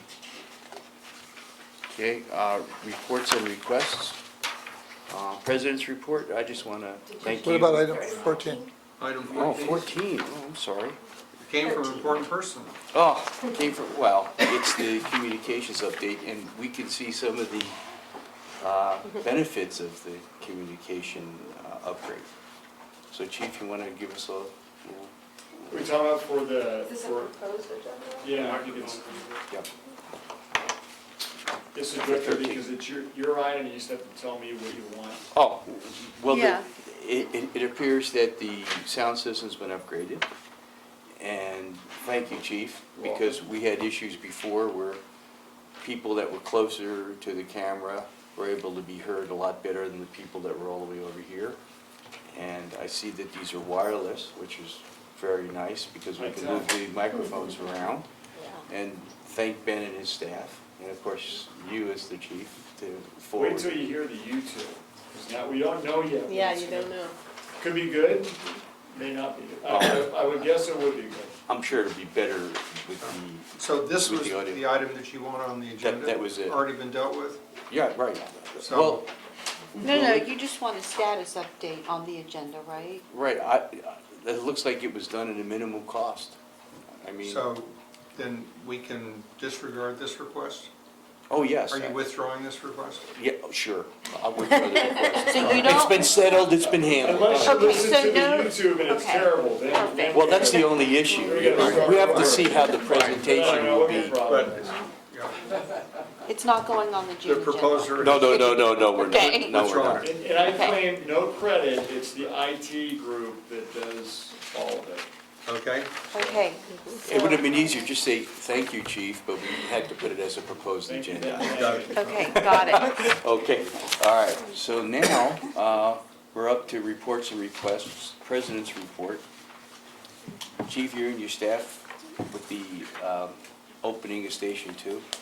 It was really, really well done, and I went to the open house the second day, as you know, on Saturday.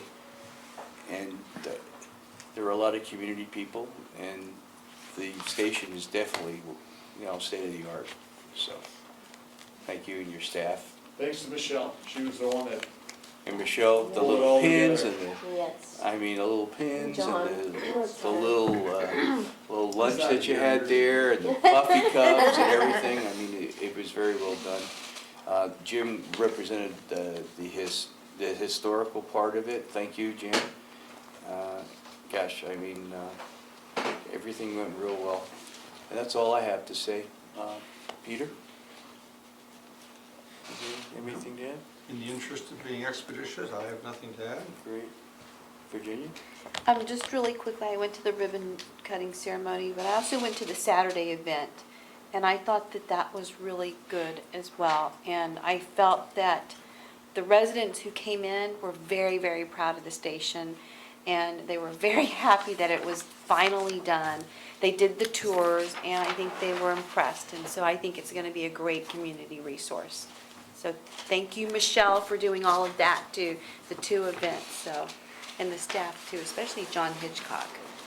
and Dawn was there. Dawn was there. We had a Everybody- good representation of people there. And I Everybody think, took a group. right, and the community got to meet the firefighters and the Right, battalion yeah. chiefs and Dawn. And so that was really great too. It was like putting a face to the fire station. So it's not just this big new building, but they were very impressed. And I think that, And I think you got to meet the oldest living resident of East Palo Alto, right? And that was kind of a neat deal. yes, I Yeah. think. I know. And they didn't look that old. I know. Chuck, you have I'm just wondering what the difference between oldest resident and oldest living resident. I don't want to go into that. I don't know if we're gonna go there, but okay. And very subtle, say it's very spry, very spry. I have just two things that I'm going to squeeze in here real fast. One is, I was the person who asked the question about the union's role, and it, in no way was it a slam on the union or a blaming thing. I want to make it clear, Chief, that you know that, and Linda, that you know that. It was simply trying to understand what our degrees of freedom were in terms of making a change, given that we had a contract. So, that I don't know. The other thing it's kind of a question to the chief, it wasn't addressed anywhere, but we have this parade coming up, and just for my planning, I'd like to know, What do you want to know about it, Chuck? I want to know what my costume's supposed to be. Are we supposed to wear a costume? Flowers on yourself. No and jump on costumes, a- you can wear your director's jacket or your Badge? protector, your badge, however you want to do that. And then tomorrow we have a meeting to figure out what the last parts of it will be. So probably with you, Are we going to be in the parade or just watching the you're parade? welcome to be in the parade. no. If you want to Jump watch up on it, if them, you want yeah. to ride on one of the apparatus, you can certainly do that. I'm just trying to understand kind of what I need to do, when I need to show up, and we're only talking about a few days away. Right, So- and we will, tomorrow, all the information on where people need to go, what they need to know will come out. The last meeting of the group. Okay. Can I have one more, can I have one more, say something if you're done, Chuck? Are you done? Yeah, I'm done. No, you don't have to be done. No, I just didn't want to show up on stilts or driving some little funny car or something like that. I think I Like the little pedal fire truck? Or a horse. Pedal fire truck that you ride down the street with? You aren't all gonna get out of the Volkswagen, are you? Or the small Shriner fire truck that they have? the little- You'll tell us if there's something afterward also? Yeah, all that will be, when we send it out, and all that will be. Yeah, I just have, I'm just trying, one I'm quick trying. thing. So Harold, I want to thank you for including the Red Cross. The Silicon Valley chapter is also celebrating its centennial year. So I'm Which is glad neat, that yeah. we're able to, have the two organizations kind of participate together, because I know they have a lot of respect for what the fire district does. So thanks for helping get that organized in a very short amount of time. Sure, and we have, so Team 100, I think Jack and Jim are in the room, Michelle's on that. It's a bigger group. Director Hines is not here, he's in that group as well. So Right. there's a lot of responsibilities amongst a bunch of different people, either former employees, people who are affiliated with the organization, civilians like Jim, former directors like Jack. And so there's, if the team's a little fragmented, it's because we got a lot of different people working on different things, and so tomorrow will be the final, pull everything together and, send out the final instructions. But, I think it's coming together nicely. My only fear is, the nervous side, I told this to Chief Stevens today, is I'm afraid of how many people will show up, you know what I mean? So, I'm not saying we don't want people to come, but, once it gets out there, you just don't know how big it can get, Could you address one other issue too? I love the badge that I got. I mean, I had an old one, but now I have a real heavy one and so forth.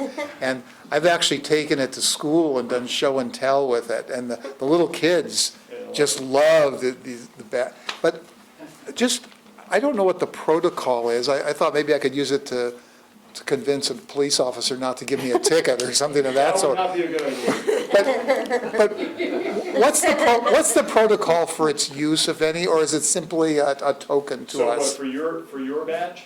Yes, for The my. centennial, the 100-year. Is it something that we would ever wear, or we should ever wear or not? So the badge that you have is technically, Door stop. should be a wallet badge, but it's, it's a breast badge, okay? Because we didn't make wallet badges up for these. What you can use it for, if you were to go to a fire, theoretically, the law enforcement officer would allow you to get into the scene, but hopefully you would go to the command post so you could stand next to the battalion chief and, ask some questions when appropriate about what was going on. I think you've told us we're not supposed to do that. Well, no, we're fine as long as you don't bug them. But you can get across a fire line to do With that. that badge. Okay. So, yeah, I don't want you pulling hose, driving vehicles, things like that. What we do with the crystal? That's why we took all the turnout gear and the helmets and all that, the radios, pagers, oh boy. It was In really the out there process for a of trying to save some time, maybe you can pull the chief aside after we're done and he can tell you what the pros and cons are for all that. Are there any other liaison reports or any other reports? Okay, let's go to public comment number 2. Jennifer? Thank you. I have 3 questions. Carefully timed to 3 minutes. First of all, Director Carpenter has publicly proposed the merger of the Menlo Park City and Ravenswood school districts for a number of years. And in recent years, or quite recently, the Menlo Park City, Ravenswood, Woodside, Portola Valley, and Los Lomitas districts. My first question is this the official position of the Menlo Park Fire Protection District? And if so, could you provide me with your specific recommendation? The answer is no. I spoke as a private citizen and made it very clear to anybody who I was talking to that I was speaking as an individual. Okay, thank you. Second, I believe the merger of those districts would result in a revenue increase as a result of the URAF rebate for the Menlo Park Fire Protection District. I am trying to calculate what the net financial effects would be of this merger. And a preliminary estimate of the financial effect of a merger would be that the state would direct that about $14 million of property tax from the non-Ravenswood districts would be applied to the $22 million obligation of the state to the Ravenswood district. Now, because we're in an excess tax county, this would basically cover the removal of $14 million from the county ERAF fund. Because technically the state's obligation, by the way, to schools in the county that don't have enough property tax is covered by the county educational revenue augmentation fund. So, first of all, there would be 14 million more excess ERAF. Secondly, the consolidated school district would no longer be eligible for Ravenswood's current $5 million local control funding formula concentration grant for districts that have over 55% low-income English learner populations. Ravenswood has 97%. So there would be an additional $5 million that would be lost to the consolidated school districts for a total of $19 million. My question for you, and I have it written up so you don't have to give it to me tonight, is what percentage of excess San Mateo County ERAF does the fire district receive? So what percentage of the combined 19 million of loss to the school districts would accrue to Menlo Fire? From your 2%, I'm guessing it's about, or from your 2 million out of about 100 million, I'm guessing it's somewhere between 250 to 400,000, but I would appreciate an exact number so I know what our communities might actually get back. Finally, for questions about Menlo Fire and so forth, I appreciate being invited to your board meetings. Is it appropriate to address during public comment? Should I expect a 10 to 15 day response? You have 30 seconds. Would you prefer that I email or write to the contract addresses given on the Menlo webpage? Or can we expect you to monitor Town Square and other blogs and so forth and respond within a few hours or a few days? And do your answers change if the Menlo Fire has an active ballot measure? Thank you. And would you like to, you could respond to me in writing, you don't have to respond right now. I will have to. Thank you. Thank you. Thank you. Okay. Do I have a motion for adjournment? I have another issue on item 21. It's an information item.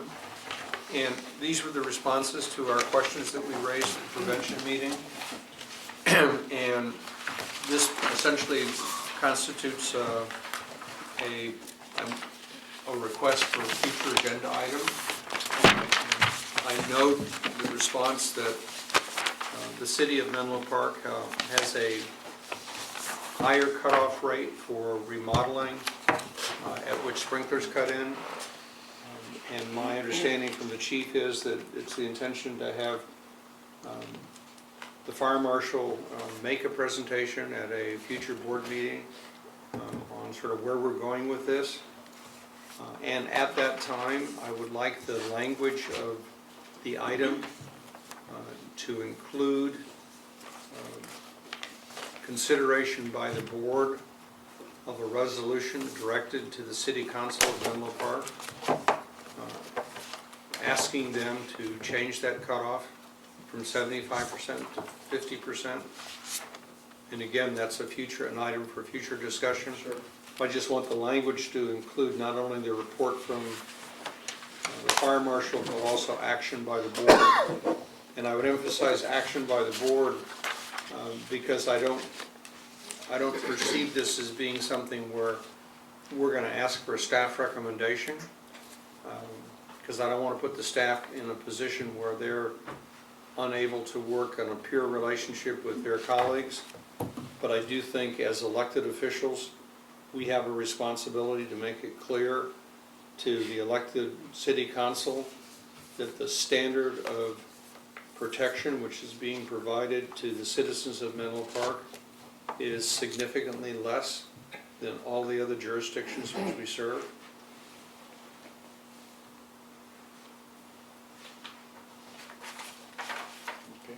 Okay.